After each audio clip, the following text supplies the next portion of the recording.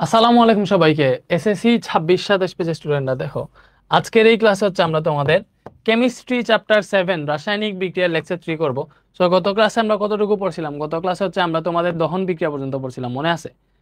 দহন বিক্রিয়া পর্যন্ত পড়ছিলাম, তারপরে হচ্ছে বিয়োজন বিক্রিয়া, সব বিক্রিয়া পড়ে ফেলছি। সো এখন দেখো, এই যে দহন, সংযোজন, প্রতিস্থাপন, বিয়োজন, সংশ্লেষণ, যেটাই বলো না কেন ওইগুলো ছিল জারণ বিজারণ বিক্রিয়া বা রেডক্স বিক্রিয়ার উদাহরণ। সো আজকে আমরা পড়বো নন রেডক্স বিক্রিয়া। দেখো, নন রেডক্স মানে কি? নন রেডক্স, নন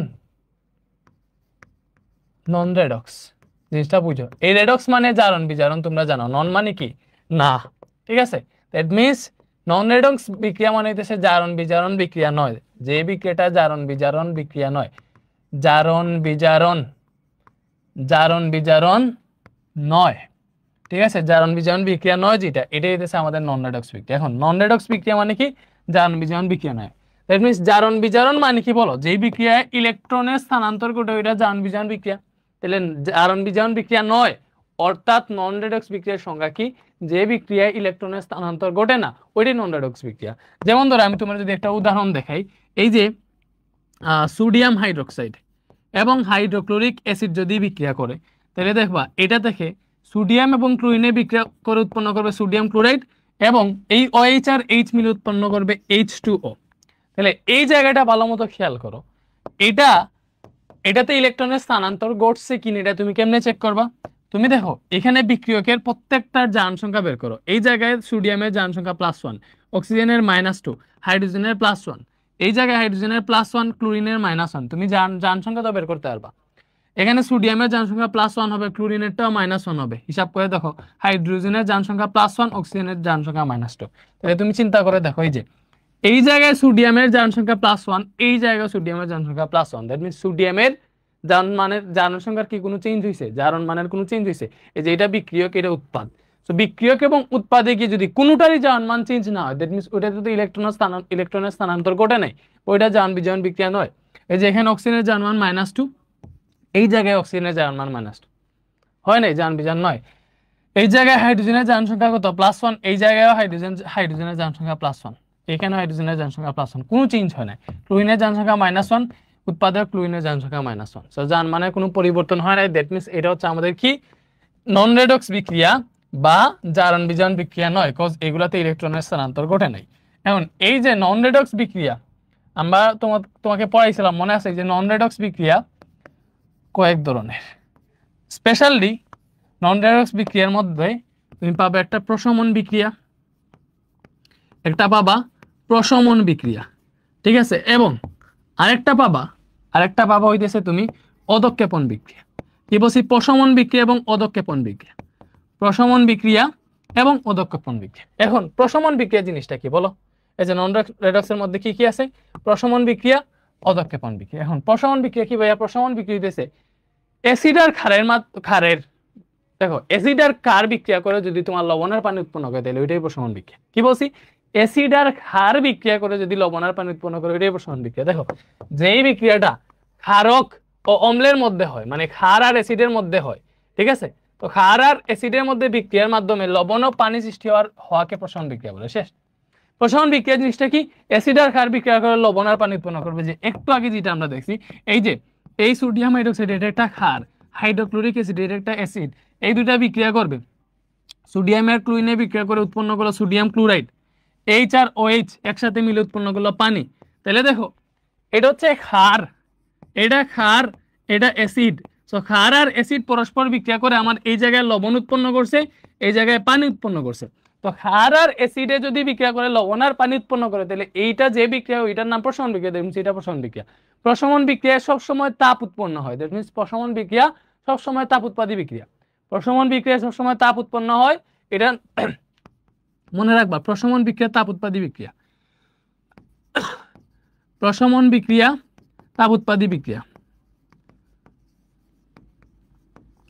তাপ উৎপাদী বিক্রিয়া। প্রশমন বিক্রিয়া কি? প্রশমন বিক্রিয়া হইতেছে তাপ উৎপাদী বিক্রিয়া। প্রশমন বিক্রিয়া কি? প্রশমন বিক্রিয়া হইতেছে তাপ উৎপাদী বিক্রিয়া, ঠিক আছে? কারণ প্রশমন বিক্রিয়ায় সবসময় দেখবা তাপ উৎপন্ন হয়। প্রশমন বিক্রিয়া যেই জায়গায় হয়, ওই জায়গায় দেখবা তাপ উৎপন্ন হইতেছে।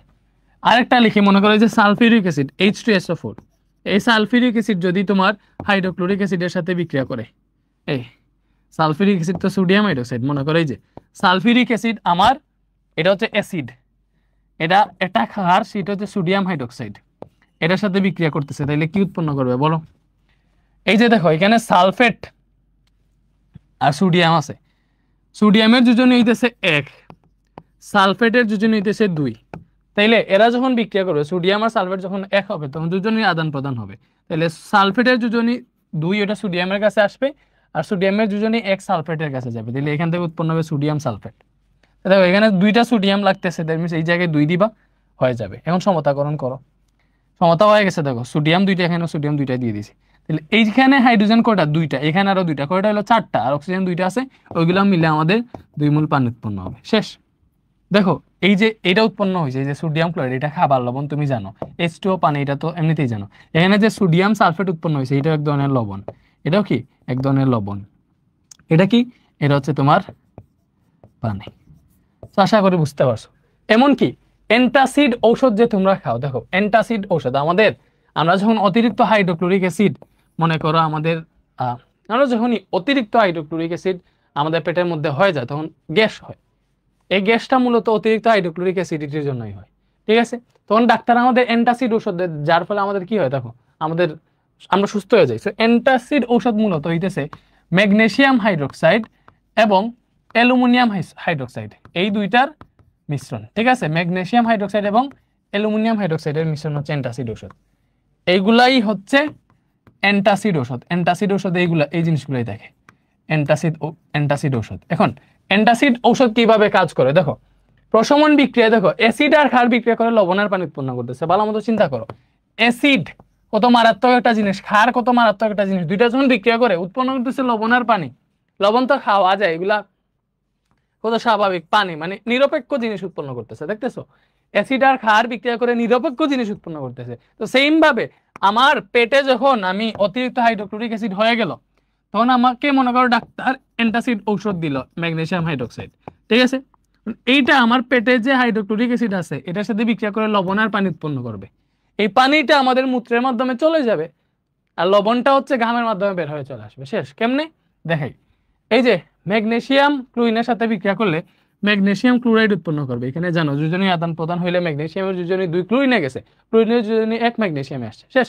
ম্যাগনেসিয়াম আর ক্লোরিনে বিক্রিয়া করে ম্যাগনেসিয়াম ক্লোরাইড উৎপন্ন করছে। ক্লোরিন কয়টা? 2টা, এটার সামনে 2 দিবা, ঠিক আছে?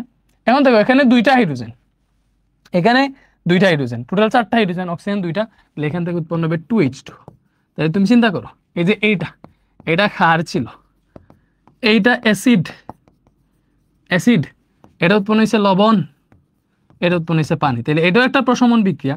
এবং এই জায়গাটাতে দেখো আমার পেটে যখন অ্যাসিড ছিল, অ্যাসিডিটি ছিল, তখন ডাক্তার আমাকে যে ঔষধটা দিছে ওটা ক্ষারীয় প্রকৃতির ছিল, ঠিক আছে? অ্যাসিড আর ক্ষার বিক্রিয়া করে দেখো আমার অ্যাসিডিটি দূর হয়ে উৎপন্ন হয়েছে লবণ আর পানি। এই পানিটা আমাদের মূত্রের মাধ্যমে চলে আসছে এবং লবণটা ঘামের মাধ্যমে বের হয়ে যাবে। সো এইভাবে আমাদের অ্যাসিডিটি মুক্তি পায়, অ্যাসিডিটি থেকে মানে আমরা রক্ষা পাই, ঠিক আছে?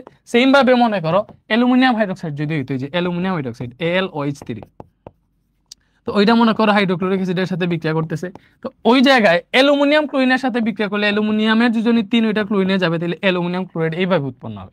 তো এখানে 3টা ক্লোরিন, যেহেতু এখানে 3 দিবা, ব্যাপারটা বুঝছো? তাই দেখো এখানে 3টা হাইড্রোজেন আর এখানে 3টা হাইড্রোজেন, মোট 6টা হাইড্রোজেন, অক্সিজেনও 3টা, তাহলে এখান থেকে 3 অণু পানি উৎপন্ন হবে। সমতা করে দেখো ঠিকঠাক আছে। দেখো এটা ক্ষার ছিল, এটা অ্যাসিডের সাথে বিক্রিয়া করে লবণ আর পানি উৎপন্ন করছে, ঠিক আছে? এইভাবে আমার পেটের অ্যাসিডিটিটা দূর হয়েছে। এমনকি প্রশমন বিক্রিয়ার অনেক কাজ আছে, লাইক মনে করো যখন আমাদেরকে মৌমাছি কামড় দেয় বা পিঁপড়া কামড় দেয়, তখন ওরা আমাদের ইয়ের মধ্যে অ্যাসিড দিয়ে দেয়, হুল দিয়ে অ্যাসিড দিয়ে দেয়। মৌমাছি যখন কামড় দেয় তখন আমরা ওই ক্ষতস্থানে চুন লাগাই। চুন কি? চুন ক্ষার। এই চুন কি করে?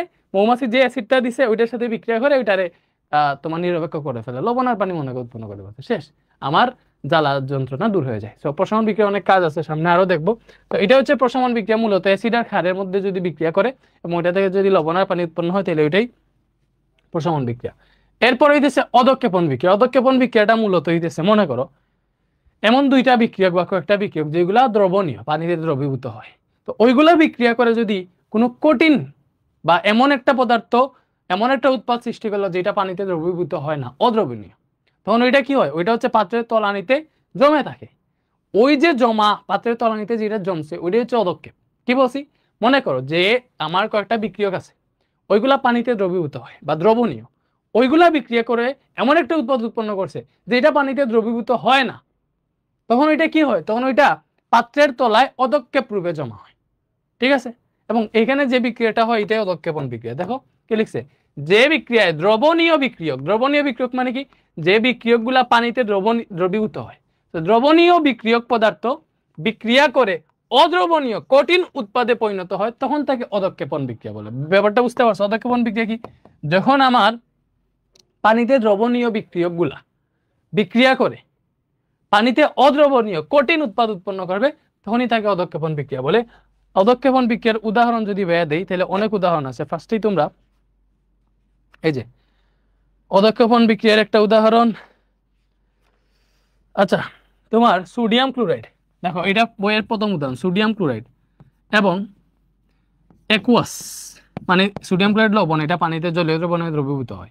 এটা সিলভার নাইট্রেট, এটার সাথে যদি বিক্রিয়া করে তাহলে এখান থেকে কি উৎপন্ন হবে, দেখো এই যে সিলভার এবং সোডিয়াম, ঠিক আছে, সিলভার এবং সোডিয়াম এবং নাইট্রেট, এই যে সোডিয়াম এবং নাইট্রেট এই দুটা বিক্রিয়া করে উৎপন্ন করবে সোডিয়াম নাইট্রেট। ঠিক আছে, এটা অ্যাকুয়াস, নো প্রবলেম। বাট এই যে ক্লোরিন এবং সিলভার এই দুইটা বিক্রিয়া করে আমার উৎপন্ন করবে সিলভার ক্লোরাইড, AgCl। এই যে সিলভার ক্লোরাইড যেটা, এটা কঠিন পদার্থ। সিলভার ক্লোরাইড কি কঠিন, তো এটা যদি কঠিন হয় তাহলে এটা কি হবে বলো, এটা পাত্রের তলায় তলানি রূপে জমা হয়ে যাবে। এই শুধুমাত্র সিলভার ক্লোরাইড এই পাত্রের তলায় তলানি রূপে জমা হয়ে যাবে, কারণ এটা কঠিন উৎপন্ন হয়েছে। তো এইটাই হবে অদক্ষেপ। এই যে সিলভার ক্লোরাইড এইটাই অদক্ষেপ রূপে পাত্রের তলায় জমা হবে। এজন্য এখানে যে বিক্রিয়াটা হয়েছে, দেখো আমার সোডিয়াম ক্লোরাইডও পানিতে দ্রবীভূত হয়, জলীয় দ্রবণ, এটা অ্যাকুয়াস। সিলভার নাইট্রেটও পানিতে দ্রবীভূত হয়। এই দুইটা বিক্রিয়া করে আমার এমন একটা উৎপাদ উৎপন্ন করছে যেটা পানিতে দ্রবীভূত হইতেছে না, পাত্রে কঠিন রূপে পরিণত হয়েছে, ওইটা পাত্রের তলায় অদক্ষেপ রূপে জমা হয়, এবং এই বিক্রিয়াটাই হচ্ছে অদক্ষেপণ বিক্রিয়া। আশা করি বুঝতে পারছো। সেম ভাবে সোডিয়াম সালফেট, দেখো সোডিয়াম সালফেট Na2SO4 এবং বেরিলিয়াম ক্লোরাইড, বেরিয়াম না, হ্যাঁ বেরিয়াম, সোডিয়াম সালফেট এবং বেরিয়াম ক্লোরাইড এই দুইটা যদি তুমি যোগ করো তাহলে দেখো সোডিয়াম সালফেট এটা হচ্ছে তোমার অ্যাকুয়াস, বেরিয়াম ক্লোরাইড যেটা এটা হচ্ছে অ্যাকুয়াস। এই দুইটা পরস্পর যখন বিক্রিয়া করবে, দেখো তোমার এখান থেকে বেরিয়াম ধাতু এটা আমাদের সালফেটের সাথে বিক্রিয়া করবে, উৎপন্ন করবে বেরিয়াম সালফেট। কি উৎপন্ন করবে, বেরিয়াম সালফেট। ঠিক আছে, তারপরে এই সোডিয়াম দুইটা আর এই ক্লোরিন দুইটা বিক্রিয়া করে উৎপন্ন করবে সোডিয়াম ক্লোরাইড, 2 সোডিয়াম ক্লোরাইড মনে করে উৎপন্ন করলো। ঠিক আছে, তো ওয়েট,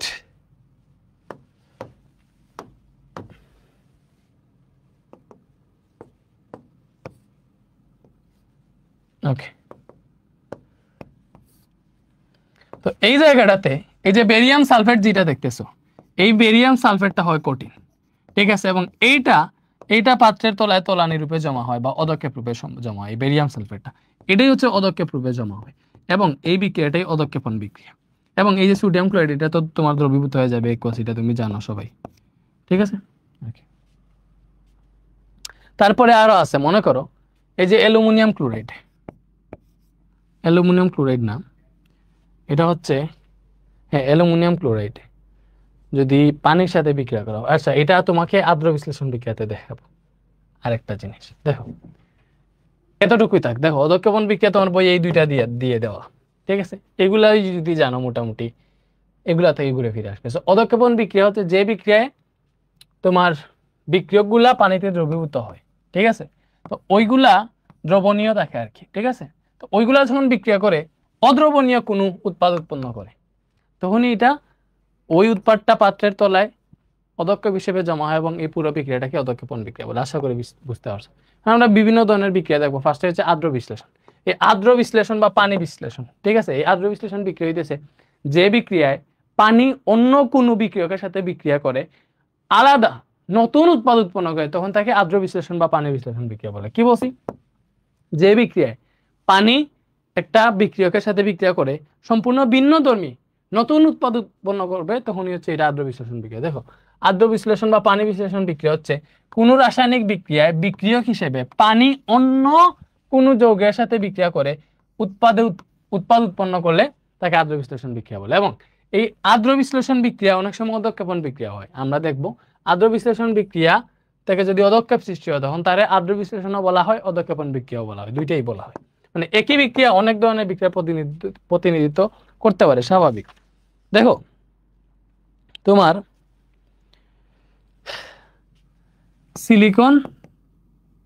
সিলিকন টেট্রাক্লোরাইড মনে করো, এটা পানির সাথে যদি বিক্রিয়া করে তাহলে এখান থেকে কি উৎপন্ন করবে বলো? Silicon tetrachloride. তো এটা যদি পানির সাথে বিক্রিয়া করে তাহলে এখান থেকে উৎপন্ন হবে, দেখো সিলিকনের যোজনী 4, এটা ধাতু অবভিয়াসলি, এই পানিরে বাংলা একটা পাবা H+ আর একটা পাবা OH-। এটা যেহেতু ধাতু, সিলিকন প্লাস আকারে থাকে 4+, এটা অবভিয়াসলি OH এর সাথে বিক্রিয়া করবে, মানে OH রে নিবে, এটা সিলিকন এর যোজনী 4 OH এ গেল, ঠিক আছে? আর OH এর যোজনী 1 সিলিকনে আসলো। দ্যাট মিন্স এই জায়গাটাতে কয়টা পানি আছে? 4টা পানি। আমার এখানে 4টা পানি লাগে, ব্যাপারটা বুঝছো? ওকে, তো সিলিকন কি উৎপন্ন হইলো বলো? সিলিকন হাইড্রোক্সাইড উৎপন্ন হইলো। কি উৎপন্ন হইলো? Silicon hydroxide. তো এই জায়গাটাতে কি আছে? 4টা ক্লোরিন, আর এখানে দেখো 8টা হাইড্রোজেন ছিল, 4টা এখানে ইউজ হয়ে গেছে। সো বাকি 4টা হাইড্রোজেন এবং এখান থেকে 4টা ক্লোরিন মিলে আমার 4টা হাইড্রোক্লোরিক অ্যাসিড উৎপন্ন হবে। তো এখানে কি হয়েছে ভালো মতো দেখো, সিলিকন টেট্রাক্লোরাইড পানির সাথে বিক্রিয়া করে সিলিকন হাইড্রোক্সাইড সম্পূর্ণ নতুন আর একটা উৎপাদ উৎপন্ন করছে। তখন এই যে এই বিক্রিয়াটাই হচ্ছে আমার আদ্র বিশ্লেষণ বিক্রিয়া বা পানি বিশ্লেষণ বিক্রিয়া। যেমন ধরো অ্যালুমিনিয়াম ক্লোরাইড পানির সাথে বিক্রিয়া করতেছে, সো ওই জায়গায় অ্যালুমিনিয়ামের যোজনী 3, দ্যাট মিনস অ্যালুমিনিয়াম এখান থেকে OH এর সাথে যুক্ত হবে, 3টা OH এর সাথে আর কি, অ্যালুমিনিয়াম হাইড্রোক্সাইড উৎপন্ন করবে, ঠিক আছে? তো এই যে অ্যালুমিনিয়াম হাইড্রোক্সাইড, এই অ্যালুমিনিয়াম হাইড্রোক্সাইডটা থাকে সলিড, পানির তো লিকুইড, এবং এটা থাকে হচ্ছে একুয়াস, ঠিক আছে? অ্যালুমিনিয়াম টেট্রাক্লোরাইড থাকে একুয়াস, বুঝছো? তাহলে এখান থেকে দেখো অ্যালুমিনিয়াম কি করছে? OH এর সাথে বিক্রিয়া করে অ্যালুমিনিয়াম হাইড্রোক্সাইড উৎপন্ন করছে, 3টা OH আছে, দ্যাট মিনস এখানে 3 দিতে হবে, দাও সমতা হইলো। তাহলে এখান থেকে 6টা হাইড্রোজেন আছে, এখানে 3টা ইউজ হয়েছে, বাকি 3টা হাইড্রোজেন আর এই 3টা ক্লোরিন মিলে 3 অণু হাইড্রোক্লোরিক অ্যাসিড উৎপন্ন হবে, ঠিক আছে? তো এই জায়গাটাতে দেখো অ্যালুমিনিয়াম হাইড্রোক্সাইড যেটা, এটা সলিড উৎপন্ন হয়েছে, দ্যাট মিনস এটা কিন্তু পাত্রের নিচে অধক্ষেপ হিসেবে জমা হবে, ঠিক আছে? তো এটা কিন্তু একই সাথে পানি বিশ্লেষণ বা আদ্র বিশ্লেষণ বিক্রিয়া। কেন? বিকজ একটা পানি কি করছে, পানি অন্য একটা বিক্রিয়কের সাথে বিক্রিয়া করে নতুন উৎপাদ উৎপন্ন করছে, মানে একটা উৎপাদ উৎপন্ন করছে। যেইভাবে বিক্রিয়াটা হয় যে পানি একটা বিক্রিয়কের সাথে বিক্রিয়া করে আলাদা একটা উৎপাদ উৎপন্ন করছে, সো এটা আদ্র বিশ্লেষণ বিক্রিয়া। তো এটা আদ্র বিশ্লেষণ বিক্রিয়া পড়লো। আবার এখানে দেখতেছি যে উৎপাদটা উৎপন্ন করছে ওটা সলিড মানে কঠিন, ওটা পাত্রের নিচে তোলান হিসেবে জমা পড়বে, এটা অধক্ষেপ রূপে জমা পড়বে, জন্য এটা একই সাথে আদ্র বিশ্লেষণ বিক্রিয়া প্লাস অধক্ষেপণ বিক্রিয়া বলতে পারবো, ঠিক আছে? যেমন ধরো এই যে বিক্রিয়াটা বলো, ক্যালসিয়াম অক্সিজেনের সাথে বিক্রিয়া করছে, এখান থেকে উৎপন্ন করবে কি? Calcium oxide. কি উৎপন্ন করবে? Calcium oxide. তো সমতা করলে এরকম হবে ব্যাপারটা। তো এটা কয় ধরনের বিক্রিয়া বলতে পারবা? দেখো এইটাতে দেখো আমরা বিক্রিয়া সংখ্যা অনুযায়ী 2 বা ততোধিক পদার্থ, ঠিক আছে, 2 বা ততোধিক পদার্থ একই সাথে বিক্রিয়া করে একটা মাত্র উৎপাদ উৎপন্ন করছে, সো ওই সংখ্যা অনুযায়ী এটারে বলতে পারবো সংযোজন বিক্রিয়া। এটারে সংযোজন বিক্রিয়া বলতে পারবো, ভালো মতো বুঝে এটারে কি বলতে পারবো? সংযোজন বিক্রিয়া।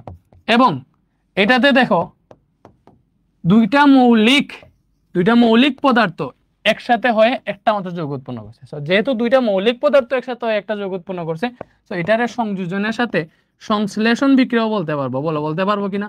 অবশ্যই বলতে পারবো। এবং আরেকটা জিনিস দেখো, এটারে আরেকটা জিনিস বলতে পারবো কি, এটাতে দেখো এই ক্যালসিয়ামটা অক্সিজেনের সাহায্যে পুরাইয়া ক্যালসিয়াম অক্সাইড উৎপন্ন করা হয়েছে, ক্যালসিয়ামের অক্সাইডে পরিণত করা হয়েছে। কোনো মৌল বা যৌগরে অক্সিজেনের উপস্থিতিতে যদি পুরাও এবং ওইটা থেকে তার অক্সাইড যদি উৎপন্ন করো, তাহলে তাকে দহন বিক্রিয়াও বলা হয়। দ্যাট মিন্স এটার একই সাথে 3টা বিক্রিয়া বলতে পারবা। এটা একই সাথে সংযোজন, সংশ্লেষণ, দহন বিক্রিয়া 3 ধরনের বিক্রিয়ার প্রতিনিধিত্ব করে। সো একটা বিক্রিয়া অনেক ধরনের বিক্রিয়া হইতে পারে, একটা বিক্রিয়া অনেক ধরনের বিক্রিয়ার প্রতিনিধিত্ব করতে পারে, এটা মনে রাখো, ঠিক আছে? তো আশা করি আমরা আদ্র বিশ্লেষণ বা পানি বিশ্লেষণ বিক্রিয়া বলছি। এখন আদ্র বিশ্লেষণ বা পানি বিশ্লেষণ বিক্রিয়ার এই টাইপের আরেকটা আছে পানি যোজন বিক্রিয়া, মানে দুইটাই পানি দিয়ে। পানি যোজন বিক্রিয়া হইতেছে, দেখো আমরা আদ্র বিশ্লেষণ বিক্রিয়া দেখছিলাম পানি আর একটা বিক্রিয়কের সাথে বিক্রিয়া করে নতুন আর একটা উৎপাদ উৎপন্ন করছে। বাট এই যে পানি যোজন বিক্রিয়া এটাতে কিন্তু ওই রকম হয় না। এটাতে কি হয় জানো, এটাতে মনে করো পানি, এখানে বলা আছে দেখো, যে বিক্রিয়ায় আয়নিক যৌগগুলো কেলাস বা স্ফটিক গঠনের জন্য এক বা একাধিক পানির অণুর সাথে যুক্ত হয় তাকে পানি যোজন বিক্রিয়া বলে। যৌগগুলোর সাথে যে কটি পানির অণু যুক্ত হয় তাদেরকে কেলাস বলে। দেখো আমি বিক্রিয়াটা লিখলে বুঝতে পারবা, পানি যোজন এবং পানি বিশ্লেষণ, পানি যোজন এবং পানি বিশ্লেষণ বিক্রিয়ার মধ্যে পার্থক্যটা কি। এখন দেখো কপার সালফেট, এই কপার সালফেট মনে করো 5 অণু পানির সাথে বিক্রিয়া করছে, এবং এটা থেকে কি হবে, এই কপার সালফেটের সাথে এই 5 অণু পানিটা জাস্ট কেলাস বা স্ফটিক আকারে যুক্ত হয়ে থাকবে। দেখো এই জায়গায় ভিন্ন কোনো নতুন উৎপাদ উৎপন্ন হয়েছে না, জাস্ট এই কপার সালফেটের সাথে 5 অণু পানিটা অ্যাডজাস্ট হয়ে গেছে। এটাকে আমরা ব্লু ভিট্রিয়ল বলি। এটাকে কি বলে, ব্লু ভিট্রিয়ল। সো এই যে এই জায়গাটাতে কপার সালফেটের সাথে পানিগুলা, ঠিক আছে, যে পানির অণুগুলা কেলাস আকারে যুক্ত হয়েছে, ব্যাপারটা বুঝো, যৌগগুলোর সাথে যে কটি পানি অণু যুক্ত তাদেরকে কেলাস বলা হয়। সো এই যে বিক্রিয়াটা হয়েছে এটাকে পানি যোজন বিক্রিয়া বলা হয়। সেম ভাবে মনে করো জিঙ্ক সালফেটের সাথে যদি পানি যুক্ত করো, জিঙ্ক সালফেটের সাথে 7 অণু পানি যুক্ত হয় এবং এখান থেকে জিঙ্ক সালফেট ইন্টু 7H2 এই যৌগটা উৎপন্ন হবে। দেখো জাস্ট জিঙ্ক সালফেটের সাথে পানিগুলো অ্যাটাচ হয়ে গেছে, ঠিক আছে, জিঙ্ক সালফেটের সাথে পানিগুলো অ্যাটাচ হয়ে গেছে। সো দেখো যে বিক্রিয়ায় আয়নিক যৌগগুলো কেলাস বা স্ফটিক গঠনের জন্য এক বা একাধিক পানির অণুর সাথে যুক্ত হয়, যে বিক্রিয়ায় আয়নিক যৌগগুলো স্ফটিক বা কেলাস গঠনের জন্য একাধিক পানির অণুর সাথে যুক্ত হয় ওই বিক্রিয়াকে পানি যোজন বিক্রিয়া বলে। আর আদ্র বিশ্লেষণ বিক্রিয়া কিরকম ছিল, আদ্র বিশ্লেষণ বা পানি বিশ্লেষণ বিক্রিয়াটা ছিল যে রাসায়নিক বিক্রিয়া বিক্রিয়ক হিসেবে পানি অন্য একটা যৌগের সাথে বিক্রিয়া করে নতুন নতুন উৎপাদ উৎপন্ন করবে, তখনই হইতেছে ওইটা পানি বিশ্লেষণ বিক্রিয়া। বাট পানি যোজনে কিন্তু পানিটা জাস্ট আয়নিক যৌগের সাথে কেলাস আকারে অ্যাড হয়, দেখো কেলাস আকারে অ্যাড হইতেছে, ঠিক আছে, এটা হইতেছে পানি যোজন বিক্রিয়া, ঠিক আছে। যেমন ধরো ক্যালসিয়াম, কি ক্যালসিয়াম, হ্যাঁ ক্যালসিয়াম ক্লোরাইডের সাথেও উৎপন্ন হয়।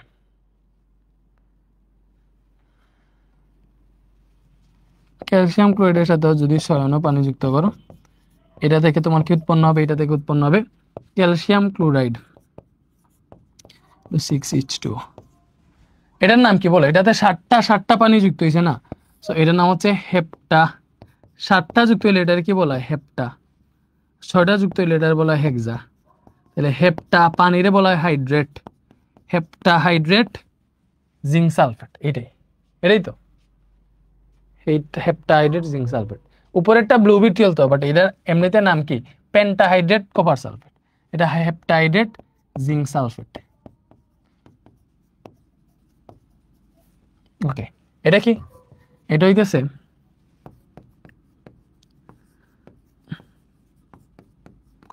Pentahydrate copper sulphate.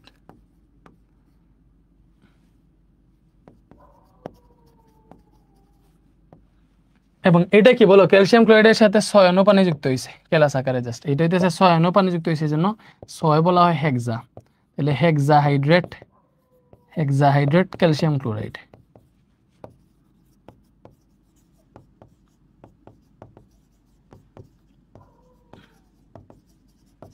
আশা করি বুঝতে পারছো। ওকে, এরপরে দেখো পানি যোজন পরে, এরপরে আসো সমানুকরণ বিক্রিয়া। সমানুকরণ বিক্রিয়া, এই সমানুকরণ বিক্রিয়া জিনিসটা কি বলো, সমানুকরণ বিক্রিয়া হইতেছে দেখো একটা সমাণু থেকে, যে বিক্রিয়া একটা সমাণু থেকে আরেকটা সমাণু গঠন হয় তাকে সমানুকরণ বিক্রিয়া বলা হয়। কি বলছি, যে বিক্রিয়া, এটা সংজ্ঞা তুমি লিখে ফেললাম, আমি মুখে বললাম, যে বিক্রিয়ায় একটা সমাণু থেকে আরেকটা সমাণু উৎপন্ন হয় তাকেই সমানুকরণ বিক্রিয়া বলা হয়। এখন সমাণু কারা, দেখো আণবিক সংকেত, আণবিক সংকেত একই কিন্তু গাঠনিক সংকেত ভিন্ন। কি বলছি, আণবিক সংকেত একই কিন্তু গাঠনিক সংকেত ভিন্ন, আণবিক সংকেত একই কিন্তু গাঠনিক সংকেত ভিন্ন। এরূপ যারা, এরকম যারা আছে বুঝছো, এগুলো হচ্ছে পরস্পরের সমাণু, এগুলো হইতেছে পরস্পরের সমাণু যাদের আণবিক সংকেত একই কিন্তু গাঠনিক সংকেত ভিন্ন। কি বলছি, আণবিক সংকেত একই, আণবিক সংকেত একই কিন্তু গাঠনিক সংকেত ভিন্ন, এরা হইতেছে পরস্পরের সমাণু। সো এরকম একটা সমাণুকে তাপ দিলে যদি আরেকটা সমাণু উৎপন্ন হয় তো ওই বিক্রিয়াটাকেই বলা হয় সমানুকরণ বিক্রিয়া। আশা করি বুঝতে পারছো, ঠিক আছে। যদি দুটি যৌগে আণবিক সংকেত একই থাকে কিন্তু গাঠনিক সংকেত ভিন্ন হয় তবে তাদেরকে পরস্পর সমাণু বলে। একটা সমাণু থেকে অপর একটি সমাণু তৈরির প্রক্রিয়াকে সমাণুকরণ বিক্রিয়া বলা হয়। ঠিক আছে, যেমন ধরো এই যে অ্যামোনিয়াম সায়ানাইড থেকে ইউরিয়া উৎপন্ন হয়। দেখো ওকে লিখে ফেলি, একটি সমাণু থেকে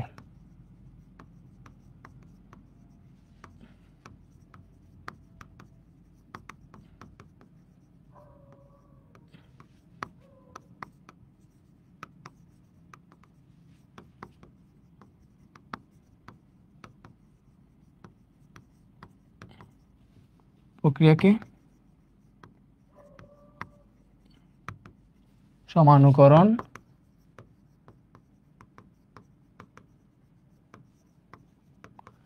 একটি সমাণু থেকে আরেকটি সমাণু তৈরির প্রক্রিয়াকে সমাণুকরণ বিক্রিয়া বলা হয়। এখন দেখো আণবিক সংকেত একই কিন্তু গাঠনিক সংকেত যদি ভিন্ন, এরাই হইতেছে পরস্পরের সমাণু, যাদের আণবিক সংকেত একই গাঠনিক সংকেত ভিন্ন। লাইক অ্যামোনিয়াম সায়ানেট NH4CnO, এটারে যদি তুমি তাপ দাও তাহলে কি উৎপন্ন হবে জানো? এই যে NH4 আছে, ঠিক আছে, এই NH4 আছে, এখান থেকে NH2 ভাঙবে এবং এখানে যে দুইটা হাইড্রোজেন থাকবে, দেখো NH4 যদি NH2 আকারে ভাঙে, এখানে আরো দুইটা হাইড্রোজেন আছে, ওই দুইটা হাইড্রোজেনের সাথে এই N এসে অ্যাড হবে, মানে এই Nটা এসে এটার সাথে অ্যাড হবে।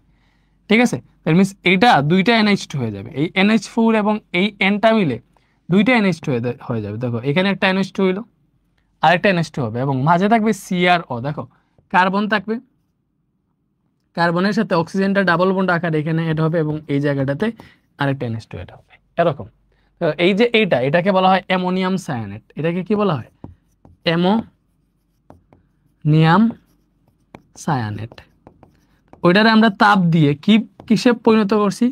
ইউরিয়া উৎপন্ন করছি। এটারে কি উৎপন্ন করছি? ইউরিয়া। এখন ভালো মতো চিন্তা করে দেখো, এই জায়গাটাতে নাইট্রোজেন কয়টা আছে? দুইটা আছে। হাইড্রোজেন কয়টা আছে? চারটা আছে।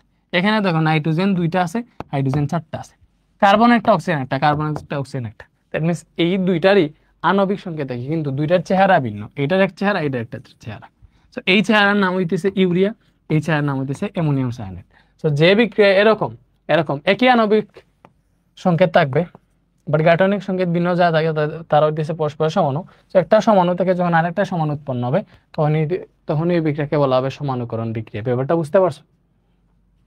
এবং এটা কিভাবে হয়েছে দেখো, এই যে NH4 আছে, NH4 থেকে NH2 হয়ে গেছে, আর বাকি দুইটা হাইড্রোজেন এই Nটাকে নিয়ে আরেকটা NH2 উৎপন্ন করছে। এই NH2 ফার্স্টে বসছে, এই NH2 পরে বসছে, মাঝখানে কার্বন আছে, কার্বনের সাথে অক্সিজেন ডাবল বন্ড আকারে বসে, শেষ। এটাই।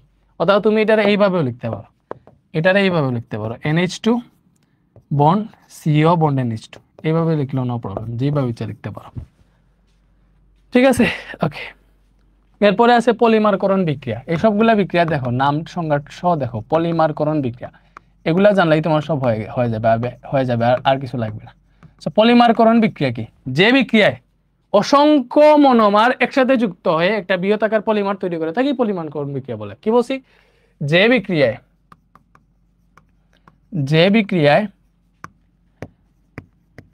অসংখ্য মনোমার, দেখো এইটা পুরোটা বেসিকের উপর ক্লাস নিতেছি, একটা মাত্র সিকিউ সলভিং ক্লাস দিব, ওই সিকিউ সলভিং ক্লাসটা করলে কিন্তু এই চ্যাপ্টার থেকে তোমার সব ক্লিয়ার হয়ে যাবে, কিছুই বাকি থাকবে না। তো যে বিক্রিয়ায় অসংখ্য মনোমার একসাথে কি বলছি? যে বিক্রিয়ায় অসংখ্য মনোমার একসাথে হয়ে, যে বিক্রিয়ায় অসংখ্য মনোমার একসাথে, কি বলছি? যে বিক্রিয়ায় অসংখ্য মনোমার একসাথে হয়ে একটি বৃহদাকার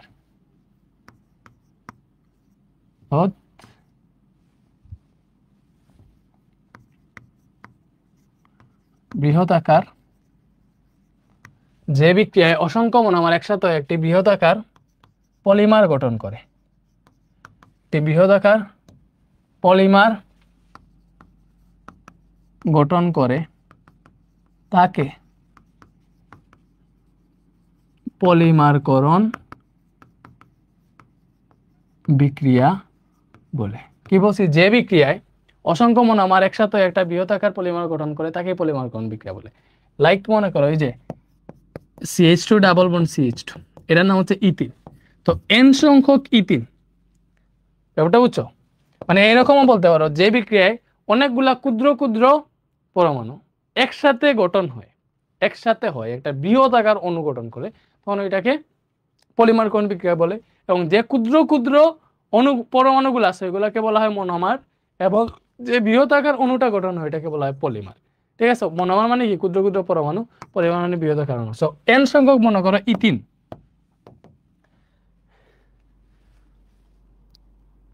আচ্ছা, পরমাণু না, অণু, ক্ষুদ্র ক্ষুদ্র অণু একসাথে হয়ে বৃহৎ আকার অণু গঠন করে, তখন তাকে কি বলা হয়? পলিমারকরণ বিক্রিয়া। মনোমার মানে হচ্ছে ক্ষুদ্র ক্ষুদ্র অণু, মনোমার মানে কি? ক্ষুদ্র ক্ষুদ্র অণু।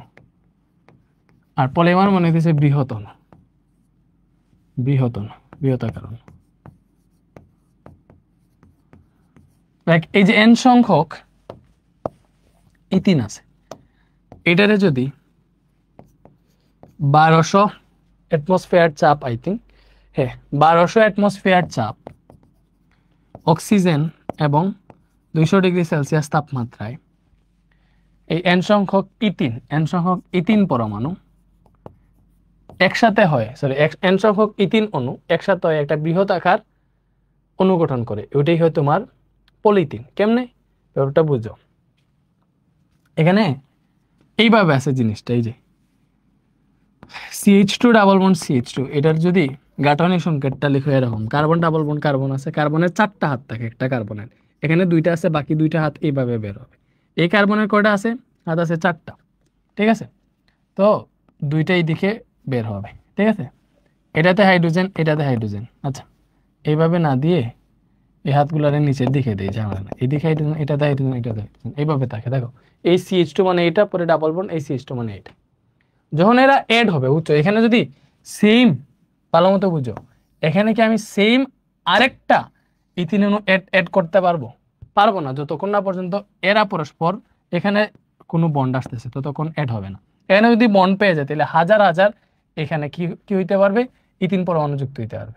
এজন্য কি হবে এই জায়গাটাতে ভাই, তোমাকে বলি, একটা বন্ড এখানে যদি ভেঙে দাও তাহলে কি হবে? তাহলে দেখা যাবে এই যে কার্বন আছে, এই কার্বনের 4টা হাত, এখানে 3টা হাত আছে, এইদিকে একটা হাত বের হবে। ব্যাপারটা বুঝতেছো? একটা বন্ড খালি হয়ে যাবে, একটা হাত খালি হয়ে যাবে, এটার 3টা হাত, এদিকে একটা হাত বের হবে, 4টা হাত হয়ে যাবে। ব্যাপারটা বুঝছো? তখন তখন মনে করো এটার সাথে এই যে এন সংখ্যক ইথিন আছে, তার মিনস হাজার হাজার ইথিন আছে, এগুলা এইভাবে পরস্পরের সাথে যুক্ত হয়ে যাবে। ব্যাপারটা বুঝছো?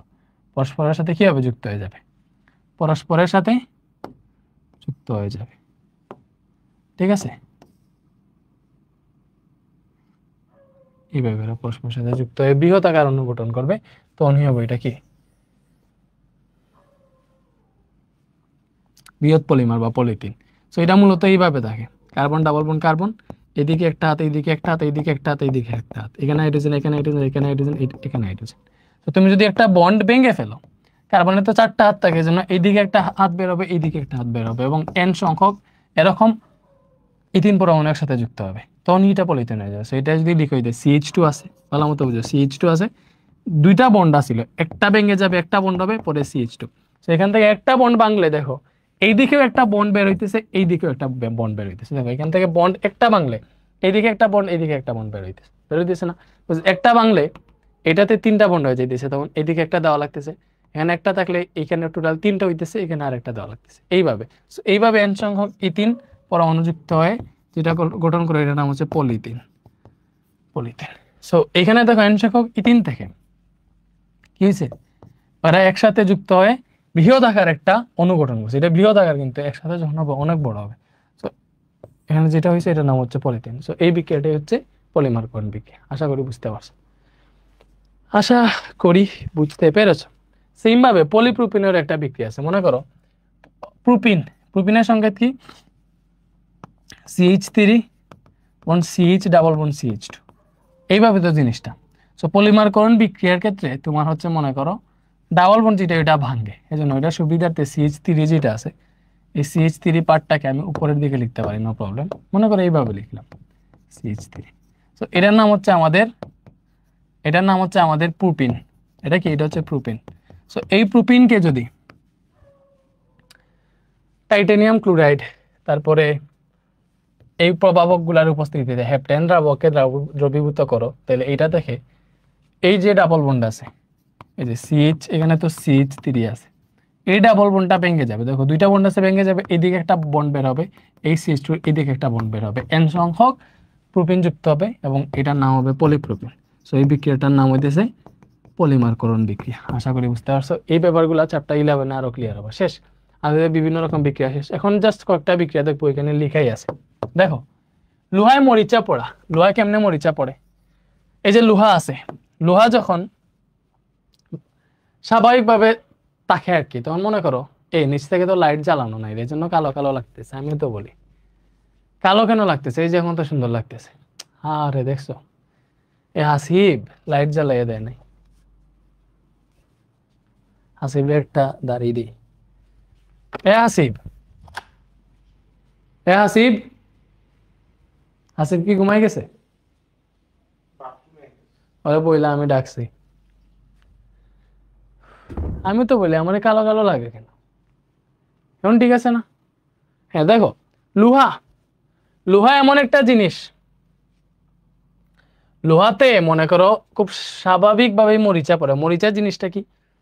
এই যে লোহার উপরে তোমরা দেখছো না, জঙ্গার বলি আমরা, জঙ্গার ধরে বসে বলি না, এই যে লালচে টাইপের যে দাগগুলা পড়ে এবং লোহাটা ক্ষয় হয়ে যায়, ওইটাই মরিচা। মরিচা কেমনে পড়ে? লোহা যখন স্বাভাবিক অবস্থায় তুমি বাইরে ফেলে দিবা, তখন মেঘ বৃষ্টি হইলো, লোহাতে যখন পানি লাগবে, তখন এই পানিটা লাগলেই ঝামেলা। লোহাতে যদি পানি না লাগে, ওইটাতে যেখানে রাখবা কোনো ক্ষতি হবে না। পানি যদি লাগে তাহলে লোহা, এমনিতে তো বায়ুতে মানে তোমার এনভায়রনমেন্টে অক্সিজেন আছে, সো লোহাতে যখনই পানি লাগবে, ওই পানি এন সংখ্যক পানি লোহা অক্সিজেনের উপস্থিতিতে বিক্রিয়া করে, এটা উৎপন্ন করে Fe2O3NH2। তখন ওই জিনিসটা উৎপন্ন করলেই কি হয় দেখো, তখন হইতেছে মনে করো ওই জিনিসটাই মরিচা। মরিচা উৎপন্ন হয়, মরিচা উৎপন্ন হলে লোহাটা আস্তে আস্তে ক্ষয় হয়ে যায়। দেখো আয়রন যখন বাতাসের অক্সিজেন ও জলীয় বাষ্পের সংস্পর্শে আসে, তখনই হচ্ছে এই বিক্রিয়াটা হয়। এই বিক্রিয়াটার নাম হইতেছে আমাদের মরিচা, কি বলে, এই বিক্রিয়াটা হয়। এই বিক্রিয়াটাই হচ্ছে লোহায় কি পড়ে, লোহায় মরিচা পড়ে, ঠিক আছে, এবং ক্রমাগত আয়রন ক্ষয় হয়। আচ্ছা জিনিসটা বুঝাই, দেখো লোহা, লোহা যখন লোহার গায়ে যদি পানি লাগে, N সংখ্যক পানি লাগবে এবং বাতাসে অক্সিজেন আছে, অক্সিজেনের সংস্পর্শে যদি আসে, এমন একটা লোহা রাখা আছে ওইটার মধ্যে পানিও লাগছে, আবার এটা অক্সিজেনের সংস্পর্শে আসছে, তখনই কি হবে, এখান থেকে উৎপন্ন হবে দেখো Fe2O3, মানে ফেরিক অক্সাইড, এবং এখান থেকে N সংখ্যক পানির অণু যুক্ত হবে, N সংখ্যক পানির অণু যুক্ত হবে। সো এই যে এই বিক্রিয়া এখানে যেটা উৎপন্ন হয়েছে, এটার নাম হচ্ছে মরিচা, ঠিক আছে, এখানে যেটা উৎপন্ন হয়েছে এটা হচ্ছে মরিচা, এটা হচ্ছে মরিচার সংকেত। তো এখানে এই বিক্রিয়াটার নাম হচ্ছে লোহায় মরিচা পড়া, বুঝছো? তো এই যে লোহায় যে মরিচাটা পড়লো, এই মরিচা কি করে, আস্তে আস্তে লোহাকে ক্ষয় করে ফেলে। কেন? কারণ এই মরিচাটা তাকে, যে তোমার বইয়ে সুন্দর মতো দেওয়া আছে, মরিচাটা জাজরা জাতীয় পদার্থ হয়, এর ভেতর দিয়ে বাতাসের অক্সিজেন এবং জলীয় বাষ্প ঢুকে লোহার পৃষ্ঠকে ক্রমাগত ক্ষয় করতে থাকে। এভাবে লোহার তৈরি পুরো জিনিসটা এক সময় নষ্ট হয়ে যায়। আচ্ছা ব্যাপারটা বুঝো, তুমি এতটুকু এত কিছু জানা লাগবে না। লোহায় কেমনে মরিচা পড়ে? লোহা যখন স্বাভাবিক অবস্থায় বাইরে রাখা থাকে, তখন এটা যদি পানির সংস্পর্শে আসে, এটা যদি এটার মধ্যে যদি পানি লাগে, বাট এনভায়রনমেন্টে তো অবভিয়াসলি অক্সিজেন আছে, তখন পানি এবং অক্সিজেন এবং লোহা এই তিনটা জিনিস বিক্রিয়া করে আমাদের Fe2O3NH2, মানে ফেরিক অক্সাইড এবং N সংখ্যক পানি হয়। এটার নাম হচ্ছে মরিচা। এইভাবে মরিচা উৎপন্ন হয়। এই মরিচাই লোহাটাকে আস্তে আস্তে ক্ষয় করে ফেলে, কারণ মরিচা যা যুক্ত হয় ওইটার মধ্যে দিয়ে জলীয় বাষ্প এগুলা ঢুকে কি করে ফেলে, লোহাকে ক্ষয় করে ফেলে। এবং এইখানে আয়রন, ক্রমাগত আয়রন ক্ষয় হয়ে একসময় নিঃশেষ হয়ে যায়। এরকম ডেঞ্জারাস একটা জিনিস, এবং এটা অনেক স্লো বিক্রিয়া, বুঝছো? লোহায় মরিচা অনেক স্লো ভাবে পড়ে। তো এই বিক্রিয়াটা অনেক ধীর গতির। এই বিক্রিয়াটা কি ধীর গতির বিক্রিয়া, এই বিক্রিয়াটা হইতেছে ধীর গতির বিক্রিয়া। তারপরে তামা, অ্যালুমিনিয়াম, এগুলাতে কেন মরিচা পড়ে না? দেখো তামা, অ্যালুমিনিয়াম এগুলাতে মরিচা পড়ে না, কারণ হচ্ছে এই যে তামা আছে না,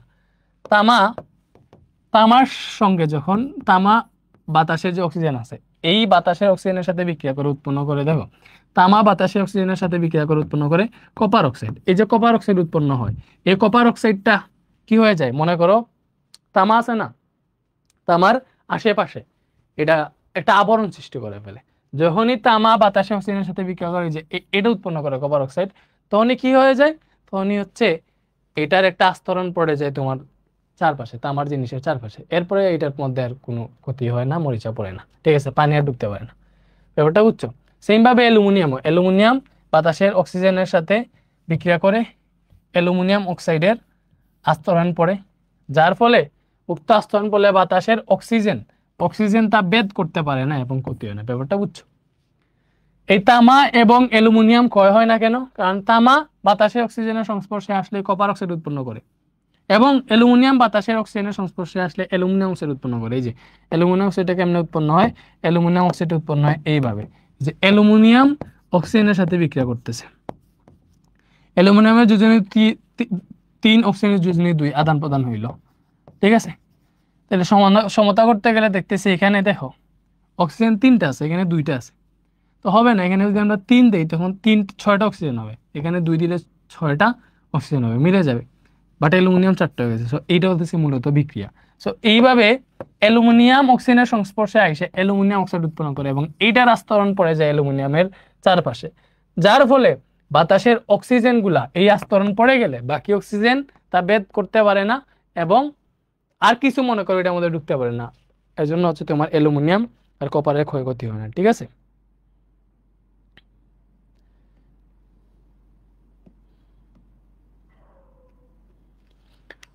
ওকে, এরপরে পিঁপড়া বা মৌমাছির কামড় থেকে জ্বালানি নেমো, এটা তো আমরা দেখছিলাম। পিঁপড়া বা মৌমাছির হুলে এক ধরনের অ্যাসিড থাকে এবং যেখানে কামড় দেয় সেই স্থানে চুন লাগালে উক্ত অ্যাসিড চুনের সাথে বিক্রিয়া করে লবণ ও পানি উৎপন্ন করে। এভাবে হইতেছে তোমার পিঁপড়া বা মৌমাছির ইয়ে থেকে হচ্ছে আমরা জ্বালা যন্ত্রণা মুক্তি পাই। কারণ পিঁপড়া বা মৌমাছি যখন কামড়ায় তখন হচ্ছে সে যেই জায়গায় কামড়াবে ওই জায়গায় অ্যাসিড দিয়ে দিবে। অ্যাসিড দিয়ে দিলে কি হবে?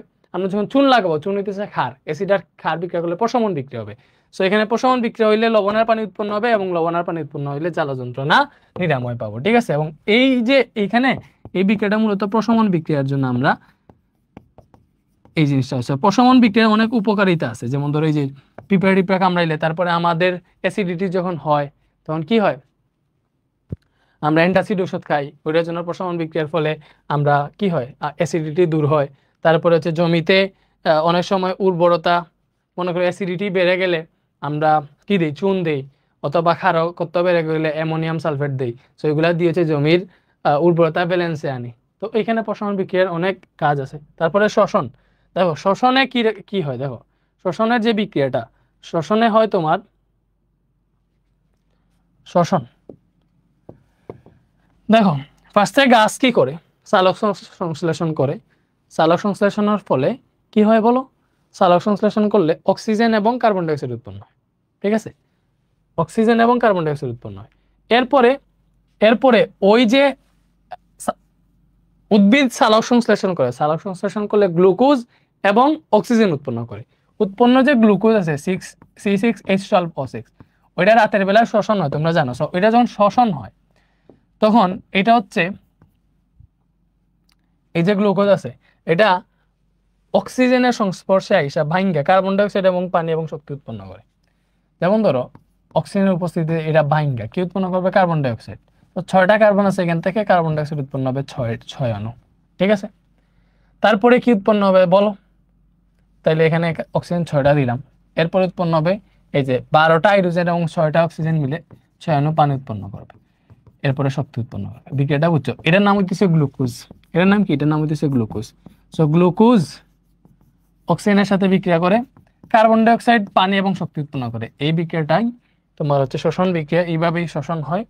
তো এই এই জায়গাটাতে তোমার কি উৎপন্ন হয়? শ্বসনে শক্তি উৎপন্ন হয়।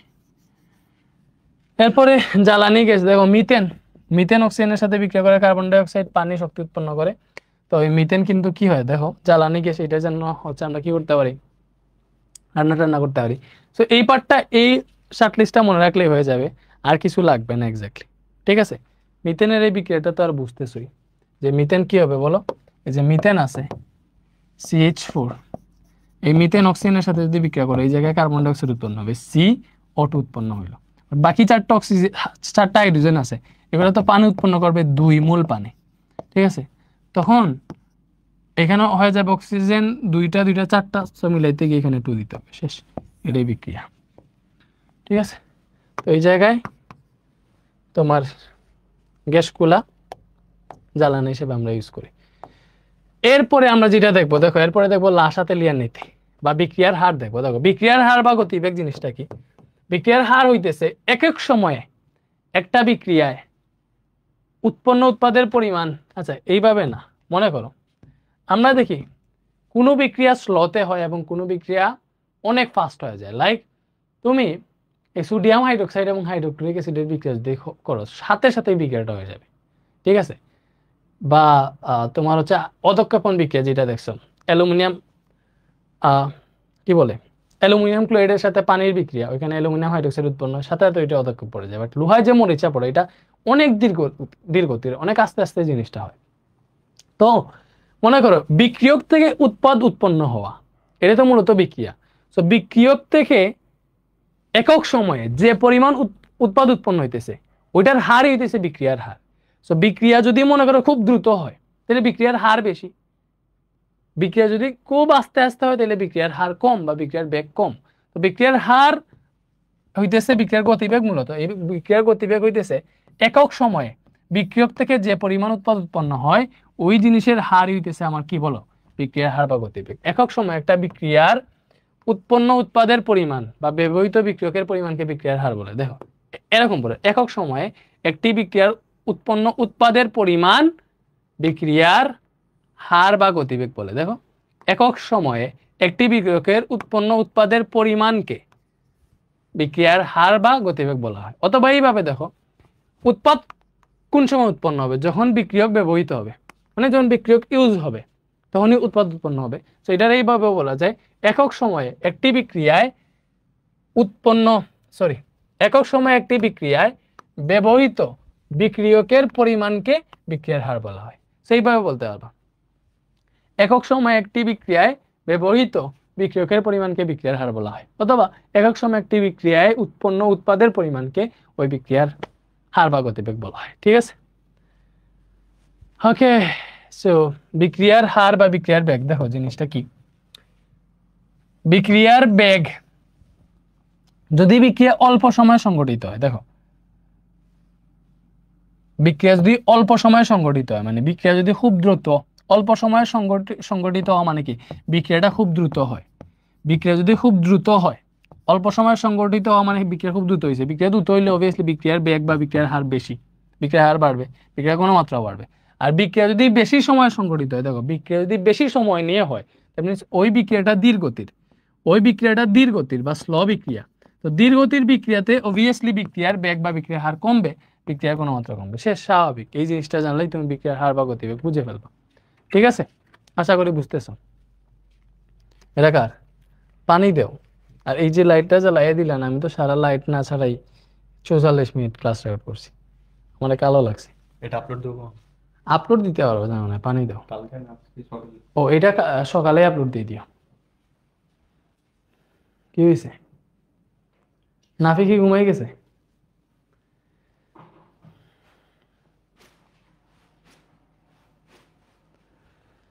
হুম। আর ব্রেড টেড আছে নাকি আসিফ? আসিফ, ব্রেড তো উপরে আছে, দেখি তো, আমার ফোনটা দিও।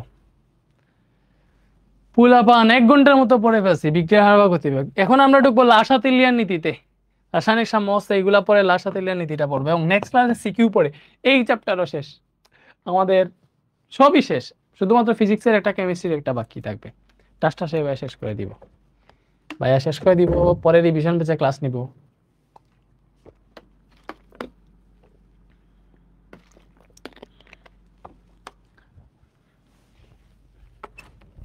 মোবাইলটা দাও তো। ওকে ওকে ওকে ওকে ওকে, দেখো রাসায়নিক সাম্যাবস্থা জিনিসটা কি। দেখো হ্যাঁ লিখছে, রাসায়নিক সাম্যাবস্থা মানে এমন একটা অবস্থা যেখানে আপাত দৃষ্টিতে মনে হবে বিক্রিয়া বন্ধ হয়ে গেছে, তবে বিক্রিয়ার মধ্যে সম্মুখমুখী বিক্রিয়ার বেগ এবং পশ্চাৎমুখী বিক্রিয়ার বেগ সমান হয়। দেখো একটা উভমুখী বিক্রিয়া যখন হয়, লাইক তোমাদের দেখে একটা উভমুখী বিক্রিয়া, মনে করো আমরা পড়ছিলাম CH3